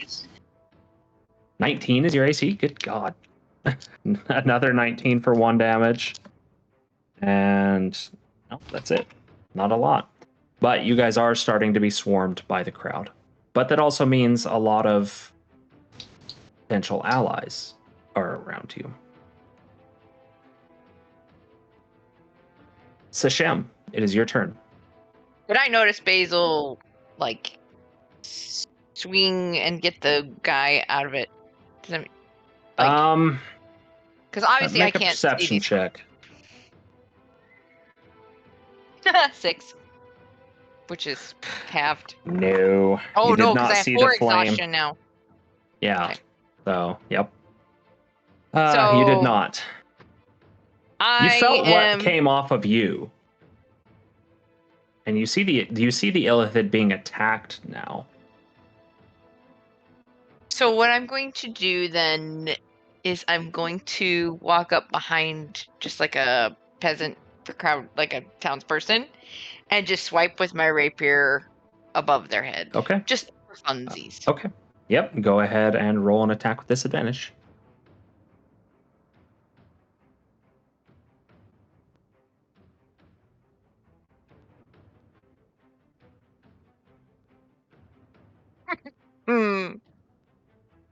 No. It just swings wide. That one citizen kind of like turns to you, and then their eyes go wide and focused on you. I'm just going to hide the rapier and be like, all love, man, and walk away, or kind of step back. Make a deception check with disadvantage. Disadvantage? This is killing me. Yeah, because they just beat the shit out of you. I know, and it's so sad. That's a 9. Yeah, oh no, it's -4. It's 5. He is moving towards you. Great. But if that's the end of your turn.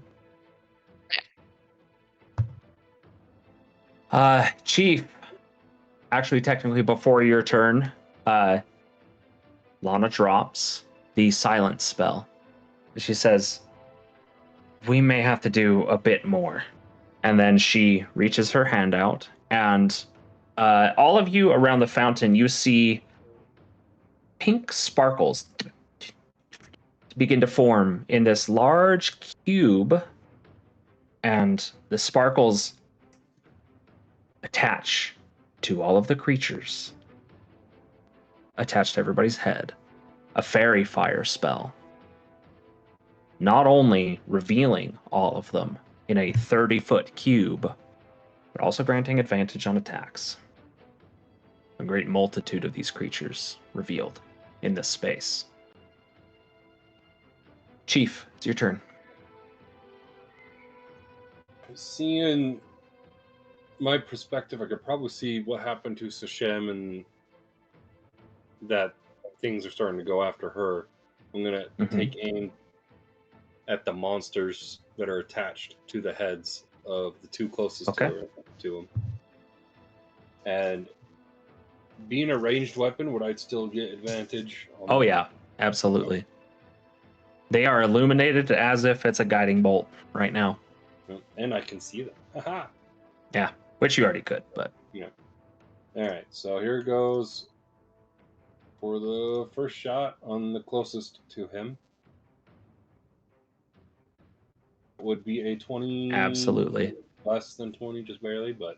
Yeah, it only takes 15 to hit, so as long as you're above that. Damage for that one. Oh, I'm not muted, sorry. 15. And it's the one that directly turns to start moving to Sashem. Yeah, the closest. It shoots through. You got a clean shot that doesn't hit anybody behind it. And then aiming for the next closest. Okay. The second shot for a 15. Yep. It hits. For a 23 damage. Same effect. You're able to take a clean shot. Another person is freed. And then bonus action, just kind of yell down to Master, go protect Sashem! Okay, Master's going to use all of his movement to start charging through the crowd. It doesn't seem to be getting impeded directly at this point, but you don't know that will remain the case. Is that the end of your turn? The end of my turn. Okay, Ceradyn, it is your turn with Zenesha on deck. Okay, so Arni hollered at me asking. Yeah, he's about 15 feet away from you right now. With Zenesha 10. What was it you said again? You said something specific that stood out to me. How do we get out of this mess? How do we beat this thing? This How do we thing, beat this yes. thing? That's right. He said this thing. It's not a lot of things. Or it's not one thing, it's a lot of things. And, as they all start getting marked. There. Those. Everyone is being controlled. This is when my held action would kick in and I just take a swing at one of them. Yeah, absolutely. Go ahead and roll your attack with advantage.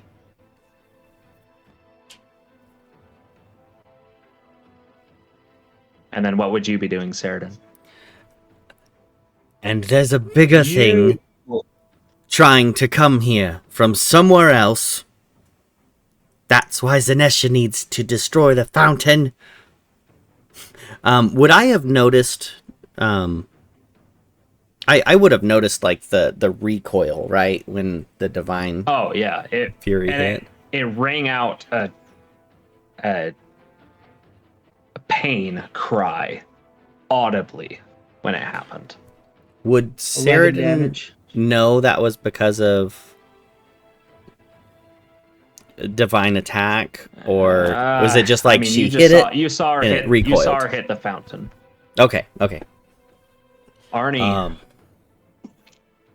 you free somebody. It was a nat 20 with 11 damage. Yep. And awesome. Telling Arni that and turning back. That's why we don't want to hurt the people. Looking at Basil, because he hit the guy directly and got lucky that it killed the. To be fair, Chief has took out 2 people on accident. Yeah. I don't know if I know that, though. Well, at this point, they're just unconscious. And is there so we've got a lot of people around this fountain, and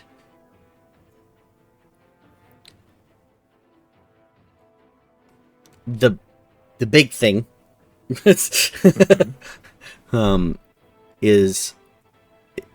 trying to come through the space rip, and like it recoiled.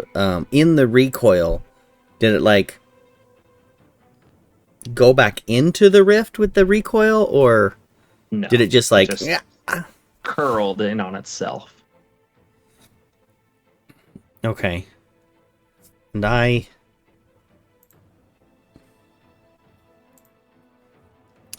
think I want to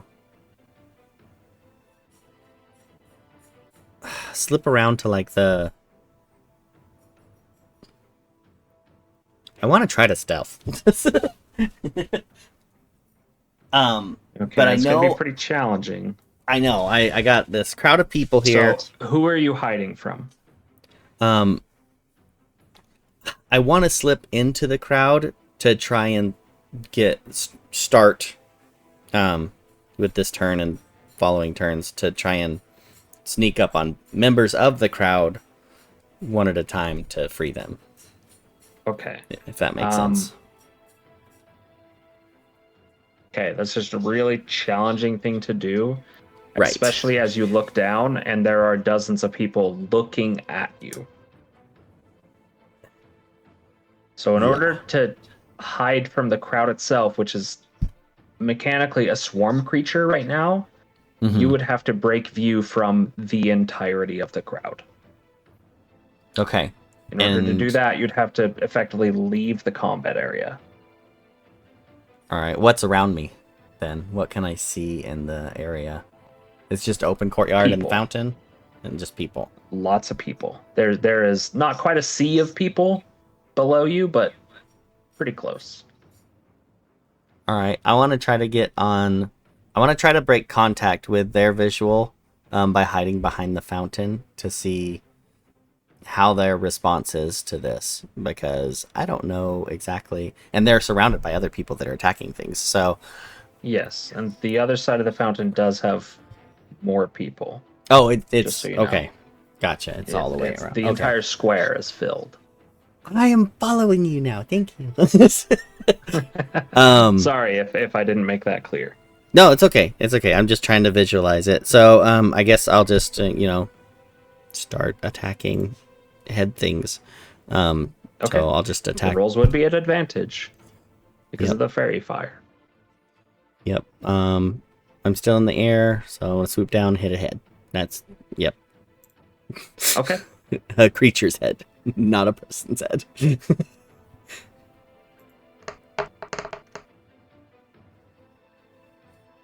Definite hit. 19. And this is minus sneak. More than enough. Yeah. So 13, okay. Yep.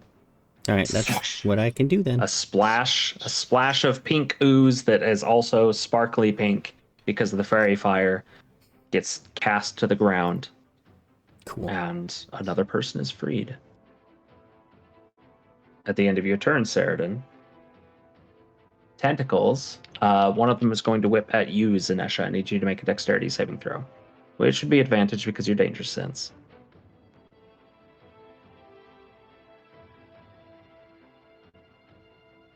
No. Can the freed people also see the tentacles? Oh yeah, it's apparent. They're still like ethereal in form, but they are outright visible. Zenesha, you are whipped for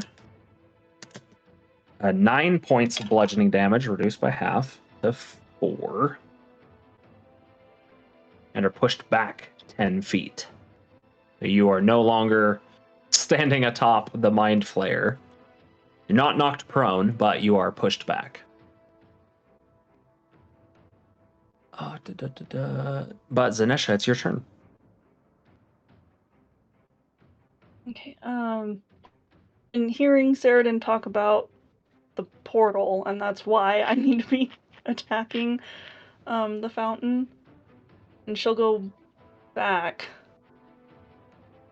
and I'm gonna switch out the halberd Okay. for the heirloom axe and the piece of agony.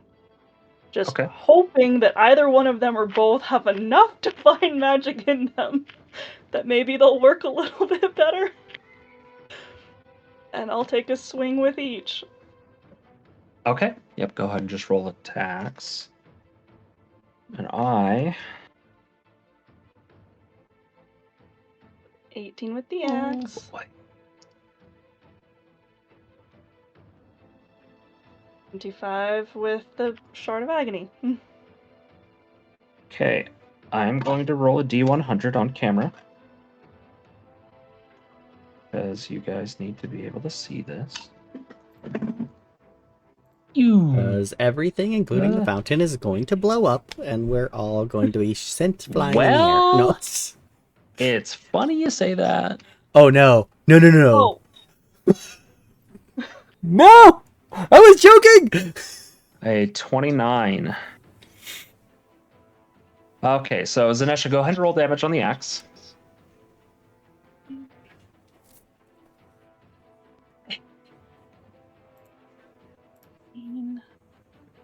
Okay.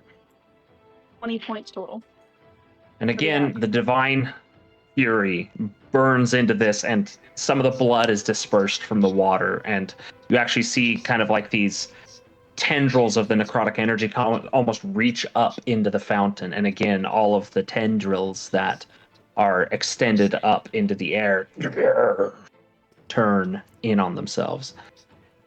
As agony touches the fountain, you're just like gouging it in. There's this moment where there's just like this flash of black. Just boom. I need you to roll a d20 for me. Okay.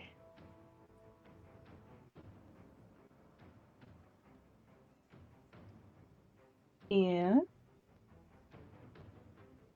The Shard of Agony does not break. oh, Is that the end of your turn? does Zenesha realize it almost broke? You were warned not to use it as a weapon in its current state by Darren. Yeah. It is incomplete.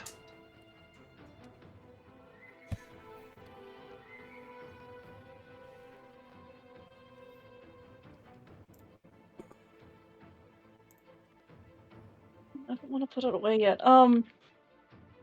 Do I get the sense that it did any damage to the portal or the fountain?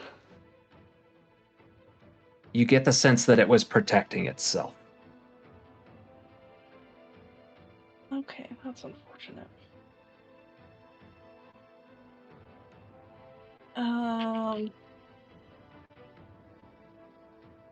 Can I, like, for the bonus action, can I do the other attack with the heirloom axe? Yeah, that's fine. Okay. No, that's 10. No, it just kind of glances off Okay. the stone.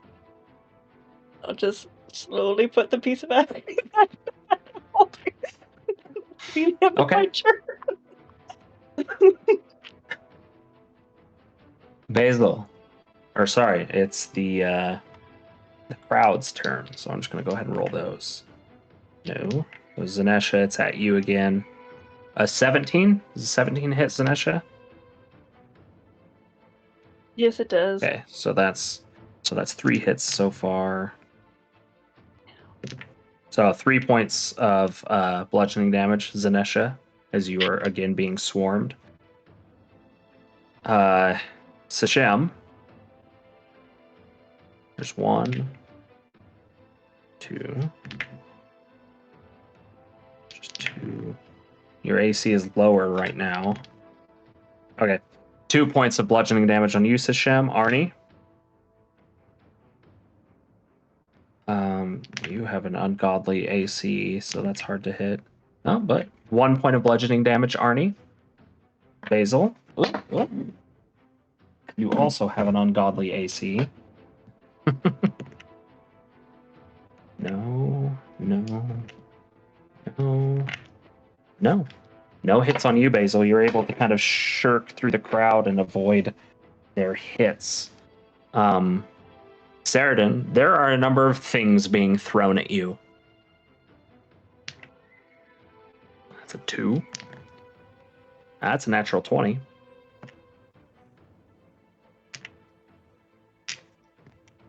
So a whopping 2 points of damage from the natural 20. That's it. Let's see. Should be everybody. All right. So, yep, Basil, it's your turn. Arni on deck. I'm gonna try and kill as many of these pink blobs as I can. All right. So I'm gonna use green flame on this first one. Ooh. Does a 15 hit? Yes, it does. Just barely. That is the threshold. That is 7 damage from the sword and 5 from the fire. Yes, you cleave the first one off, and the fire leaps to another one. Because there's most definitely people within 5 feet. And that one as well. Okay. That's your first attack? Yeah. And my second attack, I don't think it's the fire. No. You have to activate it 20. each time. Okay. You're gonna utterly annihilate one of them. Yeah. That's 24 damage. Okay. Would you like to cleave through multiple of them? There happens to be... Yeah, there happens to be a little bit of an arc around you of people whose all their entities are on the front. And with expert precision, you line it up and 4 of them freed. You're free! And their heads rock for a moment, and there looks to be a group of people that are not too happy about what just happened to them. Is that the end of your turn? Yes. All right. Arni, it's your turn with Sashem on deck.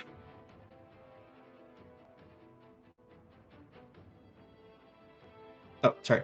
Arni just wants to continue to try to swing at some of these things, but most importantly, start rallying some of these people who are already freed to start striking at the things. Just free your own loved ones. Strike back. Fight back. Okay, just make a persuasion check. Encouraging people that have been freed to come out of hiding effectively. Well, I imagine that some of them are right there already, and they see their loved ones and friends that are still Of course. have these things on them. You said a persuasion check? Yep. Fear is a powerful thing. And confusion. Oh no. Oh, that's gonna be a 1 after my exhaustion. Yep. Seems to just draw the ire of a large number of those still affected. Is that the end of your turn? So Arni's just gonna hit one of those that had ire. Oh, and I got a natural 1. So you hit the person. Roll damage.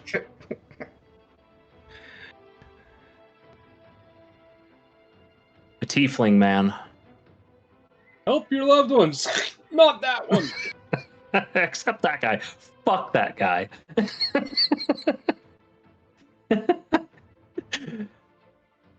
What was the damage?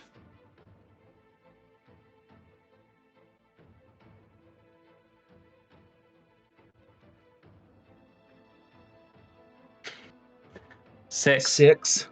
You don't knock him unconscious, but it's a really good whack, and he staggers down to his knees. at the end of your turn? Yeah. Okay. Sashem, it's on you.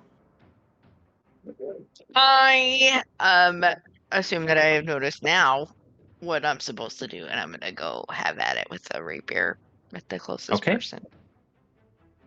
Go ahead and roll your attack with advantage as they are lit up.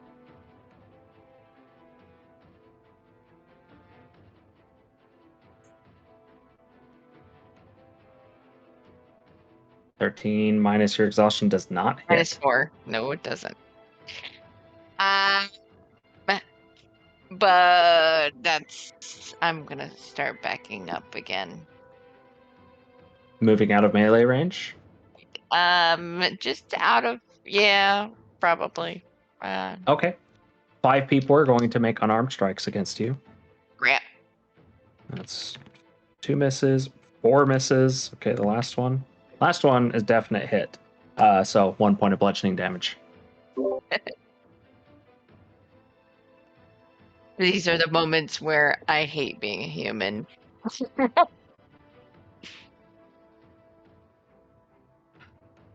Chief, before your turn, Lana stands up, spins a little bit of fire in her hand, aims carefully, shoots out 1 fireball and another firebolt. Both of them shoot out and trying to hit 2 of the creatures. Yeah, both definitely hit. And they can't do little enough damage to fail, so 2 of the creatures are destroyed. 2 more people come to their senses. It's your turn. Is Master close enough to be by Sashem now? No, you were almost 100 feet away, and he's moving effectively through difficult terrain. So it's gonna take a few turns. He's on his way there. My bonus action will be to have him attack one of the pink spots. Okay, this one would be at disadvantage because he's not over to the fairy fire yet. But go ahead and roll the attack. I have to roll it twice and pick the lowest one. Yep. Okay, so there's the first So one. that would hit. And second one. Okay, so he reaches up and doesn't even really have to jump because he's 5 feet tall already, and destroys one of the creatures, freeing another person. And he'll stop wherever he stops, and noticing that Sashem is the one that's having the harder time still, and I'm gonna take aim at 2 of the creatures attached to 2 of the people again. Okay, go ahead and roll those attacks with advantage. First one. And from this point, don't bother rolling damage on hits that hit creatures. I don't think any of your guys' abilities or hits can do below 5 damage. So, well, if you hit, first one hits. Then it's an automatic break. Okay, so that's 1. Second one hits as well. Okay, 2 more loud. The echo across the courtyard. 2 more people freed with clean shots around you, Sashem. Do I notice that just as a glance as I was doing this, or before I end my turn, have I noticed that Zenesha is having a hard time with her hits against the thing? You've been pretty focused on Sashem, I'd say, but make a perception check because it's in your field of view.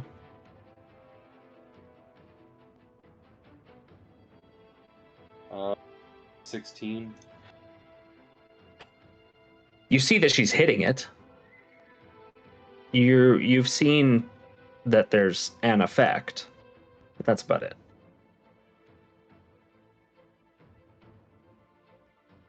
Just ask Lana when she is able to do something next if she can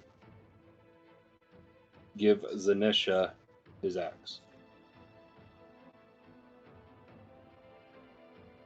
Okay. That'll be the end of my turn. Okay. She looks at you a bit quizzically. All right, Ceradyn, it's your turn with Zenesha on deck. I guess I'm just gonna keep attacking. Okay. Go ahead and Attack roll your another attack. thing. Ta-da. Add advantage. Definite hit. Yeah, definitely. You free another person. Pretty quickly after you free this person, they bring themselves to their senses and say, "Give me a weapon." What do you do? Ooh. Oh man. My +1 dagger. Okay. He takes it readily and he moves to start trying to free other people. You actually see him like rear naked chokehold somebody and just wildly flail the dagger around their head. If Zenesha wasn't going to make somebody bald, this guy definitely is. Oh gosh. No, Ceradyn, at the end of your unequipping that turn. one. Okay. Yeah, you may be able to get that back. You don't know. At the end of that turn, It is done. and the ground That does not sound good. begins Oh, to boy. shake. The crack extends and bursting out more tentacles that begin to writhe and twist. And with that, we're going to go to a 10-minute break. We are going to move to be a little bit more free form, away from initiative. As not only in the interest of time, but in respect to what's about to happen. As the ground, the entirety of the city shakes for a moment. Those creatures that are revealed, as well as everybody who has the ability to see them, they all collapse to the ground, and everybody comes aware. Everyone freed from the bonds. But the tendrils now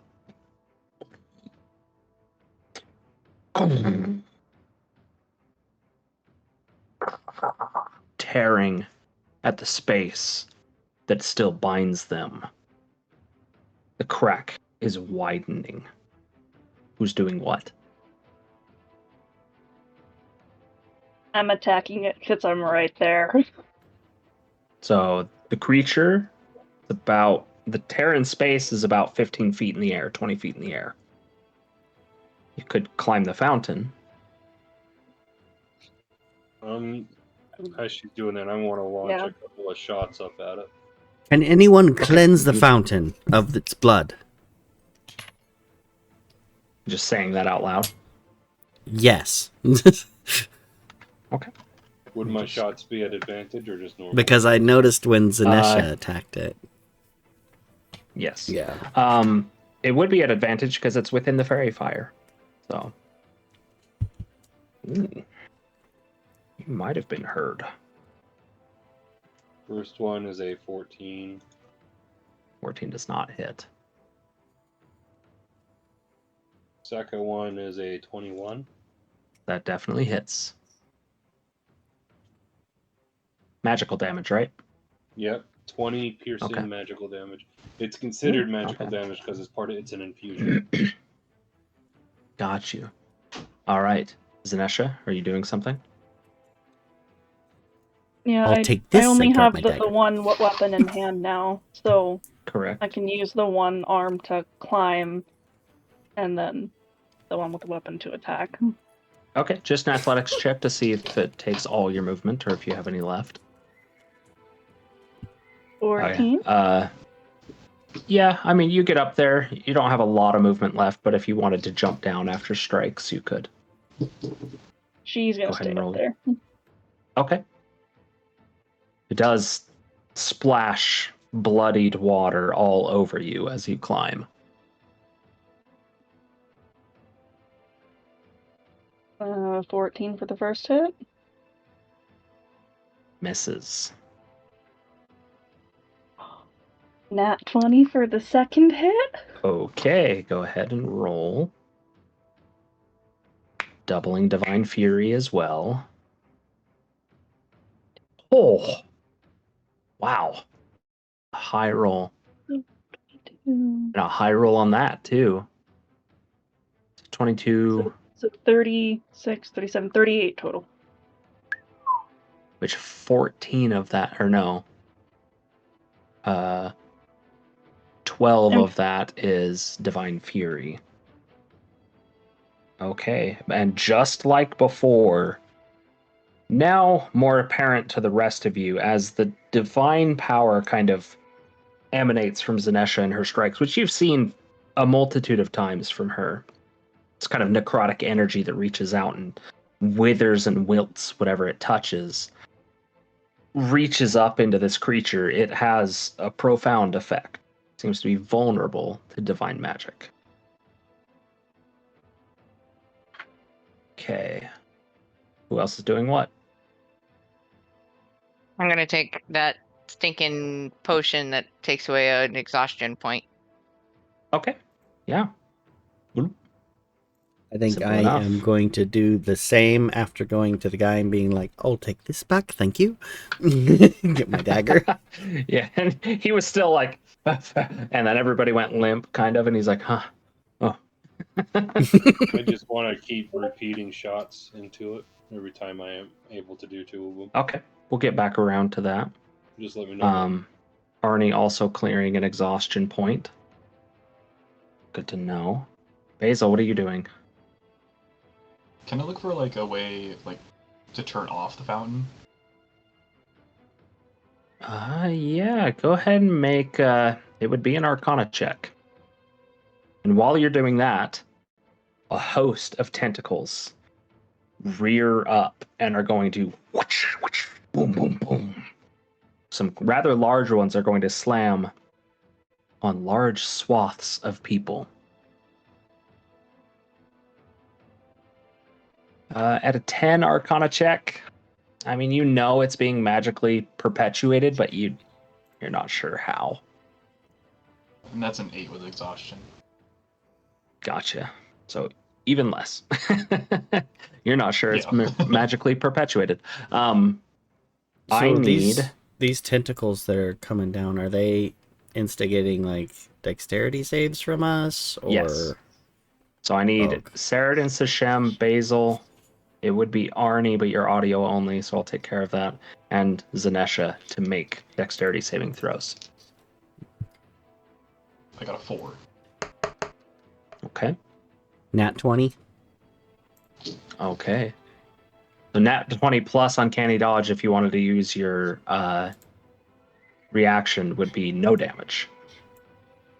Yeah, sounds good. Okay. Everyone else. I'll roll for Arni real quick. Arni succeeds. Everyone but Arni and Ceradyn take. So there's 4. Ooh, plus 9. So 13 points of bludgeoning damage, and you are knocked 10 feet away. And larger tentacles, boom, come crashing down into the crowd, crushing a large number of people. These tentacles have swelled in size as this ritual has gone on, and as they crash down, a 5-foot wide, 30-foot long area is crushed, leaving a dozen people where each of them fell. Going back to another round of it. Additional damage from falling off the fountain? Oh, yes, you would. You'd take 2d6. Oh, what the? As an 11, but reduced by your rage. And I'm assuming I'm prone now, or... You would be prone on the ground, yes. Well, except for an athletics check to see if you land. Still take the damage. 16. Okay. Are we seeing anything do other than clamber tentacles? to your feet. Go ahead. Are we seeing anything other than tentacles? Not at the moment. Did Master need to make a check? No, he was not in range yet. Oh, did anyone hear me? As far as you can tell, you're not sure. And also, a lot of violence has just broken out. So. Yeah. Okay.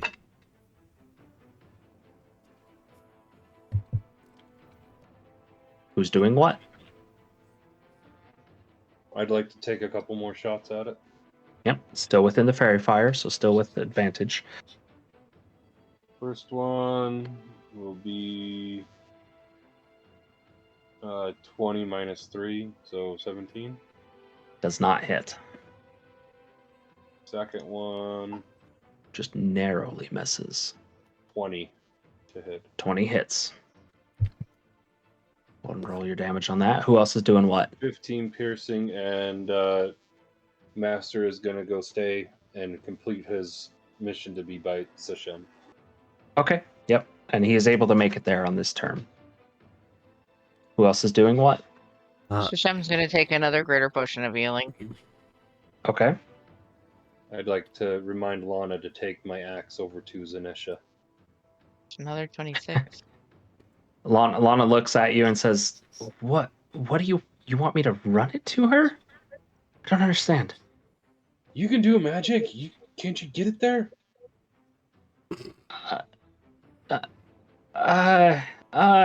Well, and she takes it from you. She's gonna cast the catapult spell.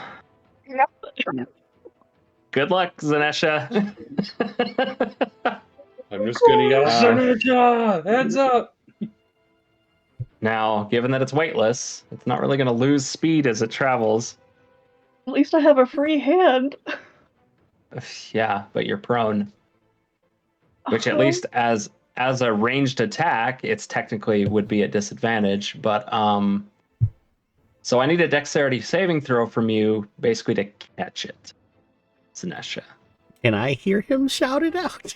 No, I'm just kidding. I mean, no, there's a lot of screaming going on. Okay. It's actually No one hears him shout. Oh boy. Okay. No, you're gonna take the 3d8 damage, Zenesha. Yay! Oh no. It's double eights. I don't like that face. No, and a 1. Okay. Well, it's Double double eights and then a 1. So Okay. it'd be 17 points of slashing damage as it buries itself into your shoulder. Reduced by your rage, of course. But there is now another +1 axe at your disposal. So essentially, when you're rolling it, you can just roll the heirloom one. Am I able to see that it was Lana that threw it at me? Now you heard Chief yell out, and you haven't really turned your attention to, Fair. discern everything over there. Plus you were prone. Yeah, plus you just got knocked on your True. ass, yeah. I mean, you could make a perception check at disadvantage, because it'd be fucking hilarious. I really want do that. Oh my gosh. Roll 2. 18? It's almost 2 20s again. Quad damage on a perception check. So you hear Chief call, and you look, and you see Lana go, and the axe, and it's actually heading directly for your face, but you shift, and that's when it buries into your shoulder. You're like, what the? Exactly. She's gonna scream out, "Fuck you, Lana!" Fuck you, Lana! But then take the axe out of her shoulder. And I'm assuming I heard Ceradyn? Because like we were kind of close to each other. Yeah. So she's just gonna. Yeah, he's sink... yelling out. Okay, so she's just gonna sink both axes into the water to try and channel a divine fury into the water. Okay, just attacking the water, right? Yeah. Okay, yeah. You don't have Hoping to roll that attacks for does that. Just roll your divine fury damage, because obviously the slashing damage means nothing against water. Yeah. Man, that Lana moment, like if Seven. If Zenesha rage. could rage while raging, that would have been the moment. Or that's the moment of clarity in the rage that Right. as the divine power sinks into it, it shoots up again, and then the tentacles, they don't seem as warded as before, but it's still having an effect. So is the water where the tentacles are coming out of? The tentacles are coming out of a rift about 15 or 20 feet in the air, just above the tip of the fountain.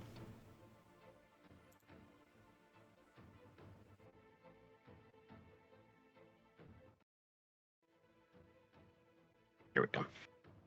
So Basil and Sashem, what are you guys doing this round? I'd like to run up to the fountain and Sacred Flame up into the little rift. Okay. A rift automatically fails a dexterity saving throw, so go ahead and roll your radiant damage. 7. Much like Zenesha's radiant power, the flame spreads deeper and further across the entity than would be expected normally, and seems to sear along its translucent flesh more than you're used to seeing. Basil, what about you? Seeing that they can kind of handle this, I'm gonna go over and just start slashing at some tentacles. Okay. And there are a great deal of tentacles that are basically, they're fallen to the ground and they're in the process of curling back up. So they are within reach if you use your movement. Go ahead and roll your attacks at advantage, given the fairy fire. Well, while that's going on, can I fly up to a rooftop to try and get stealth back? Yeah, now that you're not dealing with a crowd that's specifically staring at you, you can attempt that. Okay. It is about 50 feet to get back to a rooftop. That's fine. He wants to Okay, so reassess. So dashing all the way? Yeah. Dash and the bonus action hide. Okay, 11. simple enough. 11 does not hit. Second one is a nat 20. Damn, okay. Is that with green flame or no? Yes. Okay. So that the dice on the green flame would be multiplied as well. So here's 6 dice. Nice.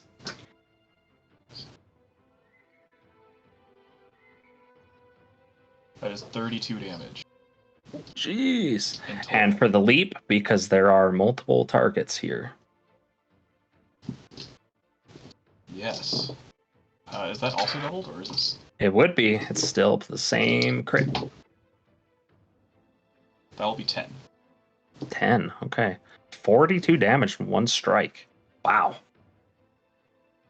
That tentacle that you're hitting, the one that just slammed down on a host of people, you strike it and the green flame curls around it and reaches up and then lunges, like the little ball of flame lunges into the rift and hits something out of view. And a large gash has opened up in that. Are you going to hit a second time? Or no, you missed the first time. That's right. Gotcha. I will do bonus action to second wind, though, so I can get some HP back. Okay.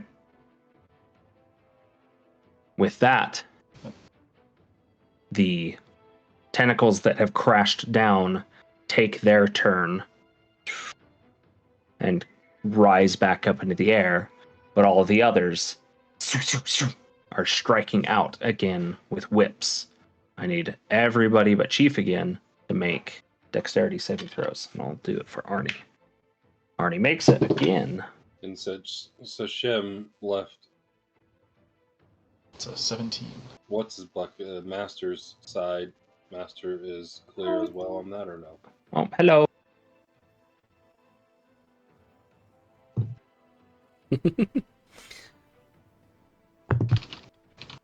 Do I need to roll for this one as well? Oh, he's not back yet. Yeah, you do. Oh, I do? Okay. I wasn't sure if It I has a cleared or not. substantial reach. Gotcha. Master Oh, would oh be- no, sorry. You hid. I needed a stealth check from you. Oh, okay. So I'll do the stealth check. Master Sorry would be about out that. of reach, though, right? That's Since okay. Sashem ran forward. Got a 24. Correct. No, Sashem would have been in range for Sacred Flame even from there. So, no. Well, she said he. I didn't know I So- would be in range, so that's why I ran Yeah, up. you were... Because I At your thought I was distance, you out of were only range. about 30 feet from the fountain. But for But then it's melee... 15 feet. But then it's 15 feet up. Oh, I guess it's Yeah, which you're only right. extends Okay. the hypotenuse. But... My bad. My bad. Okay. Do we They need to say plot a D&D's calculator? not mouthsies. Anyway, no. Okay, then if that's the case, and I could have done it from there, I wouldn't have moved. Okay.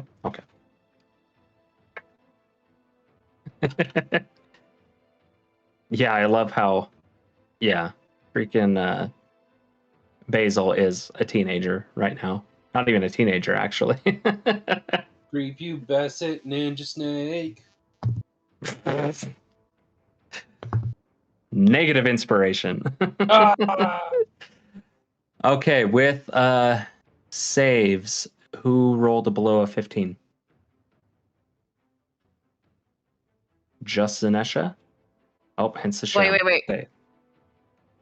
I didn't roll for. Shem would I have didn't- had to roll. It was a deck save. Stay where he was. Yeah, deck save. Yeah, I Oh, thought it you does said not have to roll? since I was Oh, next to you said Master. So Master has now closed distance and met Sashem, right? Yeah. So I guess Master also needs to make a deck save. Yeah, there is a substantial reach from these tentacles. Right, I'm rolling a freaking 14. whatchamacallit now. Okay. Mine's trash. So I failed. everyone under a 15 takes 8 points of bludgeoning damage and is knocked back 10 feet. Whee! I don't know what's going on with D&D Beyond. Yes, there was actually a warning when I first logged into it that said, hey, we're experiencing some stuff, but I didn't think too much of it. It's probably a regional thing. Switching to dice. You're a dice. All right. The That's what entity my has brain taken did. a turn again. Who's doing what? I'm gonna Sacred Flame it again. Okay. Go ahead and roll damage. Zenesha, I imagine the same endeavor as well. 12. Angry at the water. More shots, Chief. Repeating shot from me. Whew.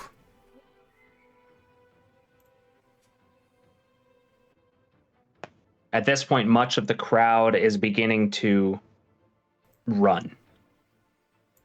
Except for some guards.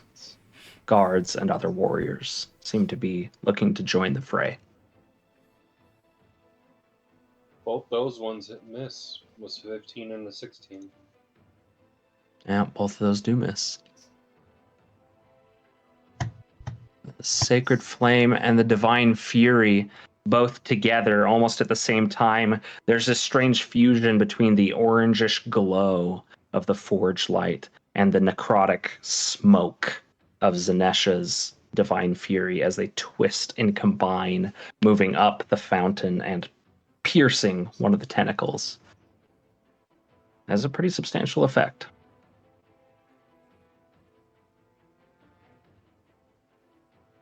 Anyone else taking an action this turn? If a tentacle comes within range, can I make a stealth attack on it? Yes, you're a good distance away, but if something does, then Okay. certainly. I just You want to are be most prepped for certainly that, hidden. basically. So. Yep. Basil?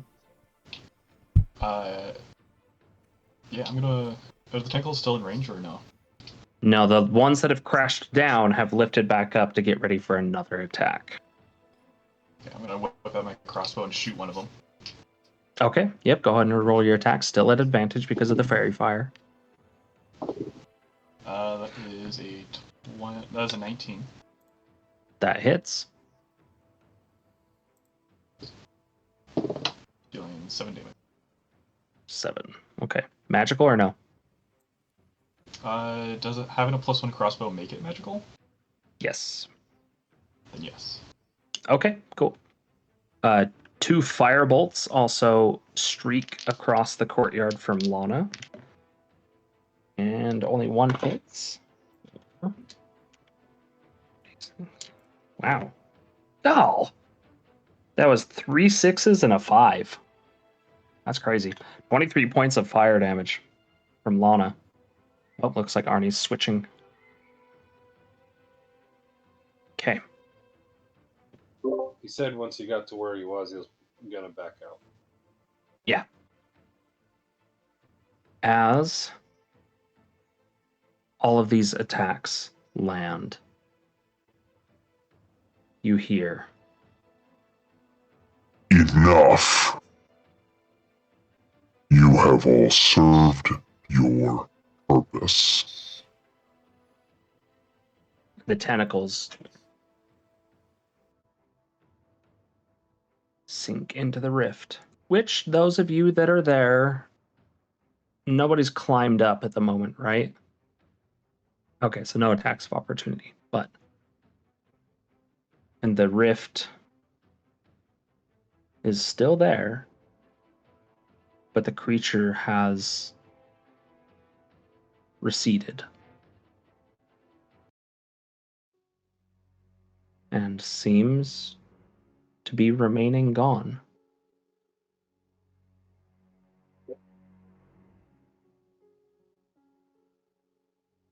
I'm gonna Sacred Flame it again. The rift. And I'm gonna do another Divine Fury too. Okay. Don't necessarily need to roll damage, but the blood in the fountain continues to be dispelled slightly, though the quantity of it is unfathomable at this point. It doesn't go up to the rift. It looks like that connection was to the entity. It was nowhere to be found. And I climb the fountain to get to the rift and just try and, Divine Fury the rift itself. Okay, easy enough to climb up again. You strike at the rift, and it's like hitting stone. Ching! There's no effect from the Divine Fury.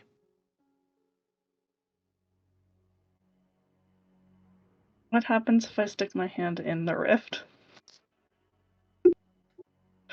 Or like a finger. like a pinky finger. I don't want to miss my whole hand. Which hand are you doing too? Your lightning one or your which other hand one? is it, Zenesha? The right one.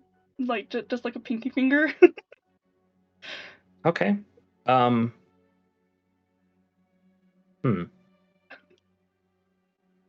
have to roll a D100 again. Chief is going to start making his way down to the group. Rocks fall from the sky, we all die. Rocks fall, everyone dies. Oh gosh. 37. Okay. Arni's gonna like this. So from the rift, butterflies. About 100 butterflies erupt. And it doesn't force your hand out, but you reflexively pull back. And then they go on their way.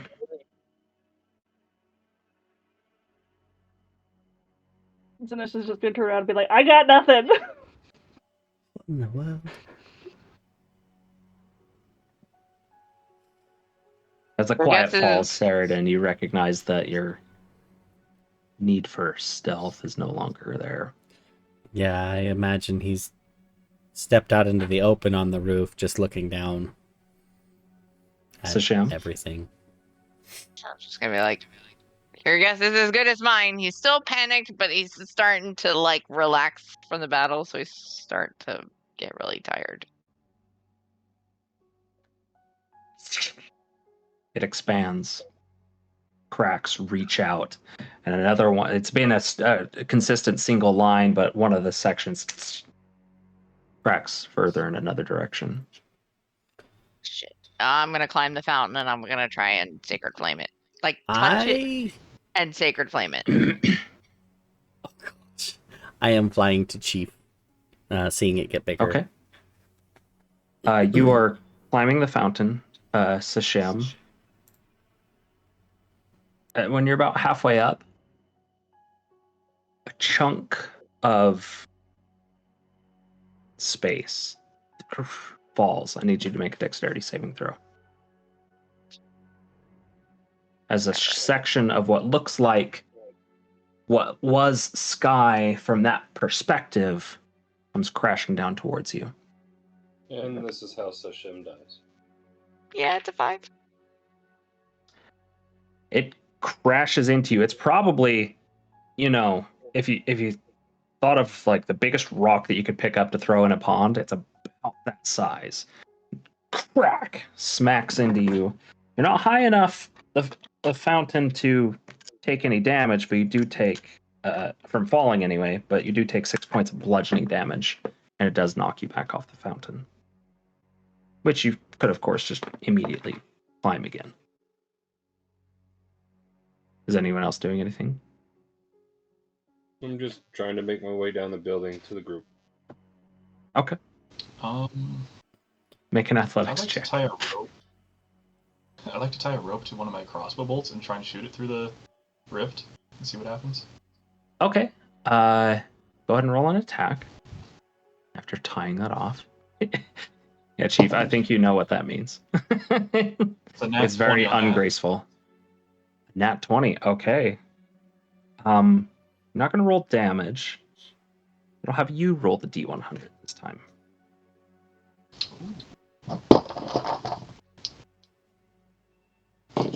Should have just jumped on It's it. at 85. I wish I still had my D100. 85. I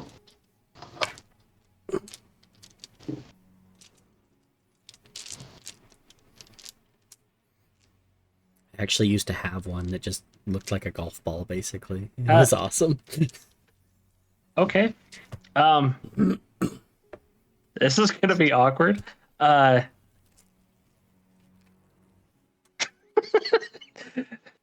Basil, you age 10 years.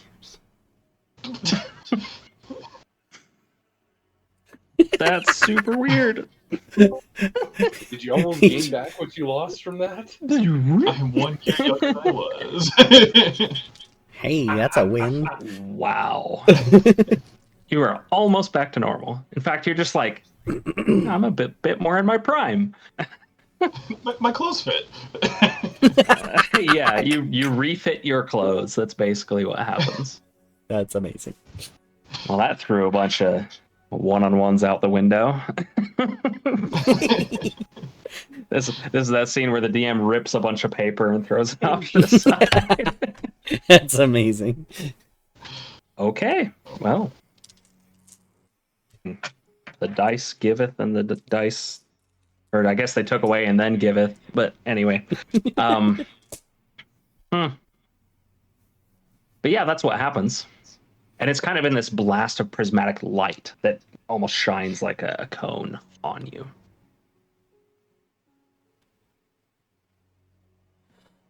Pretty much everyone sees this happen. Yeah, at this point, Shashem's gonna walk over and like sit down and lean against the closest building because he's done.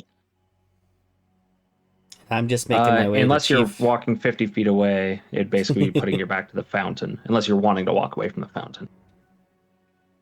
Okay, yeah. And at this point, you would be next to Chief and Lana. Yeah, basically. Well, I know Chief was coming down, but I was just going to him because I wanted to ask what. Tell me, what are you seeing with your glasses? Your I'll eyes. take a look towards the rift. The rift through the glasses appears just as it is. From what I can see, it seems to be what you can see. Okay. Just wanted to check because Doesn't it's seem to been be very too interesting. Lana walks up beside you, Chief, and says, "Interesting device you have there. Anyone have any notion of what this is?" I would like to try to remember anything that I might have came across in any of my readings. Okay, just go ahead and make an Arcana check.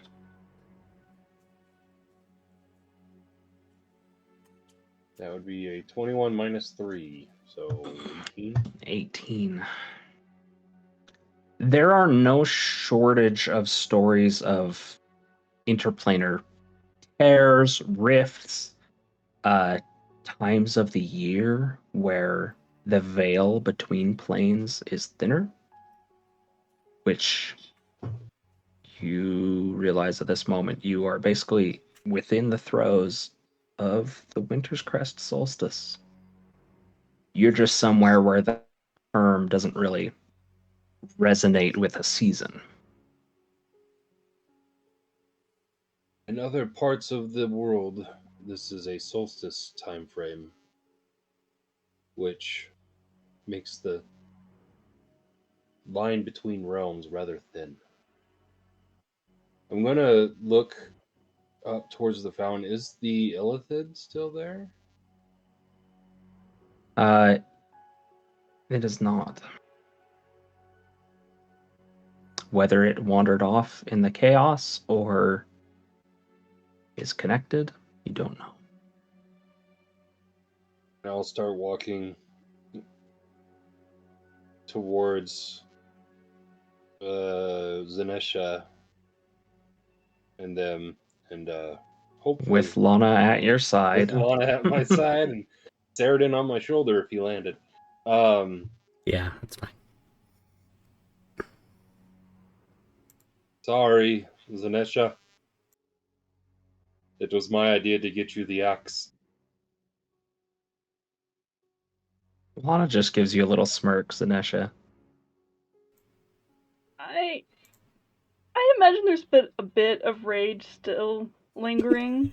You could have yeah. chosen to persist it. You know the cost of that. Yeah, and she's Been not about a gonna minute. persist it, but like she's still angry. Okay. Like just as Chief is saying sorry, she's already swinging with the axe at Lana. With the axe? Which one? Mm-hmm. I'd like to The know. one that Lana hit her with. The weightless axe. I want Okay. to try to catch it. Yeah, so go ahead and roll your attack, Chief. I mean, you could roll a dexterity check, but catching an attack is tough. Do you just Alright, how about want me to blocking it roll a with my d20? shield? Yeah, just your attack, Zenesha. No, that's a saving throw. My bad. Dang it! No, I mean it kind of counts as a save. To Okay. be fair. Yeah, we'll let you No, use the that save. doesn't hit her. It doesn't hit, but that's because Chief does reach out and narrowly, but does grab the haft of his axe as you swing towards her. She does not flinch. She just locks eyes with you. I'll point in her face, I'm like, we're not done. You two know each other as I'm trying to yank my axe out of your hand and put it back. Can I try and She keep kind of hold of leans the axe? forward. I don't want to relinquish Okay, it. so contested strength check between you two while, Lana leans in when you say this isn't over yet, and Chief asks, She says, "Oh, just a lover's quarrel." 16. Right, so you get the axe. Can I tackle her? You can certainly try. Oh my goodness. So you go ahead and do a grapple check with a strength check. She's going to use acrobatics to get out of it because she has advantage on that. And Chief is just going to be putting his axe away, sidestepping. And basically the exact same thing. Lana sidesteps you, Zenesha, and then continues walking towards the fountain as if none of this had occurred. Perhaps we should focus on the more important things at hand. Yes, quite, like the rip in our fabric of reality that is Yes. before us. I'm gonna tug on the rope and see if it like catches on anything. Okay. Pull on the rope and it is taut. Stiff. Well, there's something on the other side. Lana leans over to you. You want to go find out? Yeah, just pull the rope. Oh, never mind. Is it a rope that's going up in there? There is. He tied a rope to a bolt and fired it through. Since I'm the tallest, I'm gonna go up and try to peek in. I'm gonna actually peek my head in. Okay. Chief, Okay. I don't think this is the smart. Perhaps we should go get the High Arcanist from the reserve, and maybe. What are you doing? No. Ionic command. What? Just randomly. Ionic command.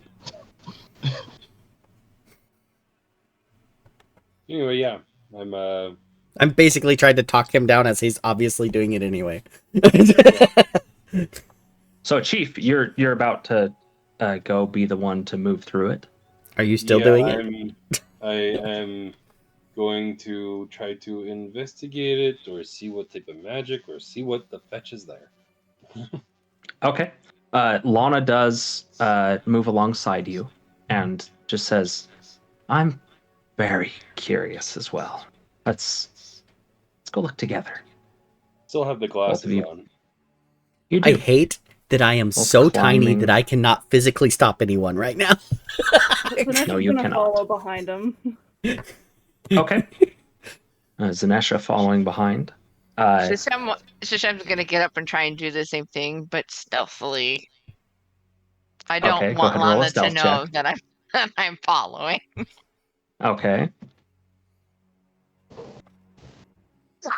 Chief, Whatever. go ahead and make an day. investigation check as you're peering through before you actually like breach the threshold. At this point, the opening itself, it's actually, you notice it's kind of at an angle at the head of the fountain, 13. and it's probably about 4 feet wide in its entirety. With a 14, as you're looking through with the glasses, you're looking into a silky gossamer-like expanse that reaches into infinity. You can tell that maybe there are objects at unbelievable distances, but it's impossible to pick out their detail with how far away they are. I'm just No gonna movement. whisper to myself. Lana could probably hear me. Just say, "Owlin, guide me," and I'm gonna actually breach the field. Okay, Laura, make a strength or athletics check at advantage. One on what? What nonsense. She rolled a 1. Describe how this happens, Zenesha. So, Lana's looking at the rift on top of the fountain, and as soon as she's like tipping over it, Zenesha rages, grabs her ankles, and tosses her in. And with a natural 20, you get underneath her foothold. And the rift, to be clear, is open above you, not tipped forward. She does not right herself in time. And as if she is on an elevator, with your rage, and boom, this flash of explosive prismatic light. I need everyone to make a dexterity saving throw. Oh wow, it's the whole area, huh? It's quite 15. a large area. I need to go back. 17. I don't think I have gotten anything higher than 13 this entire night. And Dirty Master 20. got a 12. Okay, anyone that got under a 20. 15. 20? Anyone that got under a 20 takes 21 points of bludgeoning damage. Or force damage. And is knocked back 20 feet, which means for Zenesha, Sashem, and Chief, if you failed. But no, for Zenesha, you hold on. But Sashem and Chief, you take another 5 points of bludgeoning damage from falling. You still up, Sashem? Did anyone other than me succeed? Thankfully, I took 2 greater healing potions, so I was almost all the way healed. And If you succeeded it was only the half of the 21, so 10 points of force damage. I'm Uncanny gonna sit up dodge? and look at Master and tell him to self-heal. What was that? Uncanny dodge? Reaction? Do you have evasion? I don't think I have that one yet. No, because I think that's at level 8. I'm telling Master to Okay. self-heal. Okay, So how much Master damage is self-healing. that for me then? 10 if you succeeded. Okay. But Sashem and Chief, flat on your backs, Zenesha up there at the top of the fountain. The blood of the fountain is purged away. There's still at some radius, about 60 feet away, a flow of blood that is now beginning to be washed away by fresh water. The rift is gone. Shem's gonna scream, "Oh my god, so great! You and I are connected mentally." That's what I was gonna do. High five. And of course he's saying this all from his back. He's not even gotten up yet. He's just so excited and so exhausted at the same time. 2 birds, 1 stone. I call it a good day. After finish ordering Master to use up all of his 3 repairs for the day. Just, Okay. why?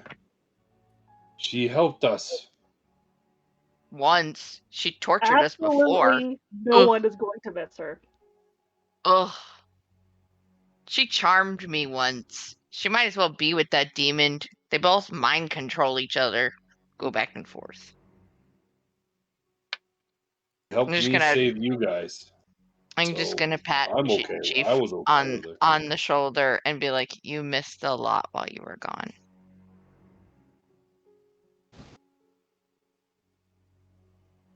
Where's Ceradyn's thoughts on that?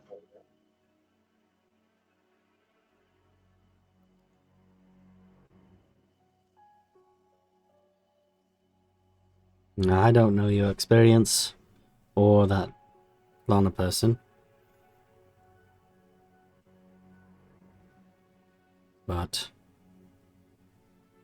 I don't know if I'd wish whatever that was on anyone. And without her help, I wouldn't have been able to free as many of you as I did.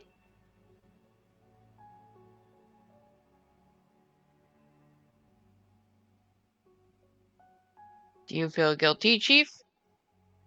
Of course. Right, you didn't do it. She was our ally.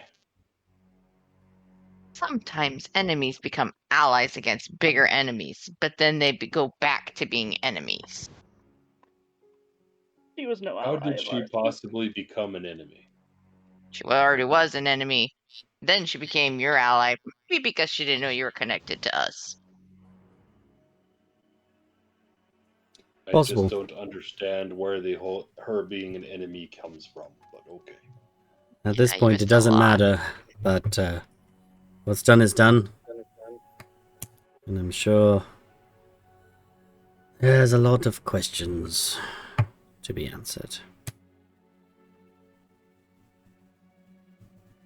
I'm gonna go As- back and see if I can get back in Darren's tower and have him magically Oh, by the way, unmess me up. the So girl and her mother, and the ones you had with you, Chief, they All are the three all kids. they're all in the tower. Oh, that is good. I managed to Where get as them you there. consider that group of people, as you attempt to reconcile your actions here, that a familiar feeling kicks in.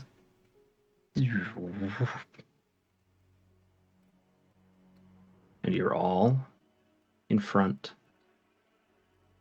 of the mage's tower, around the cart.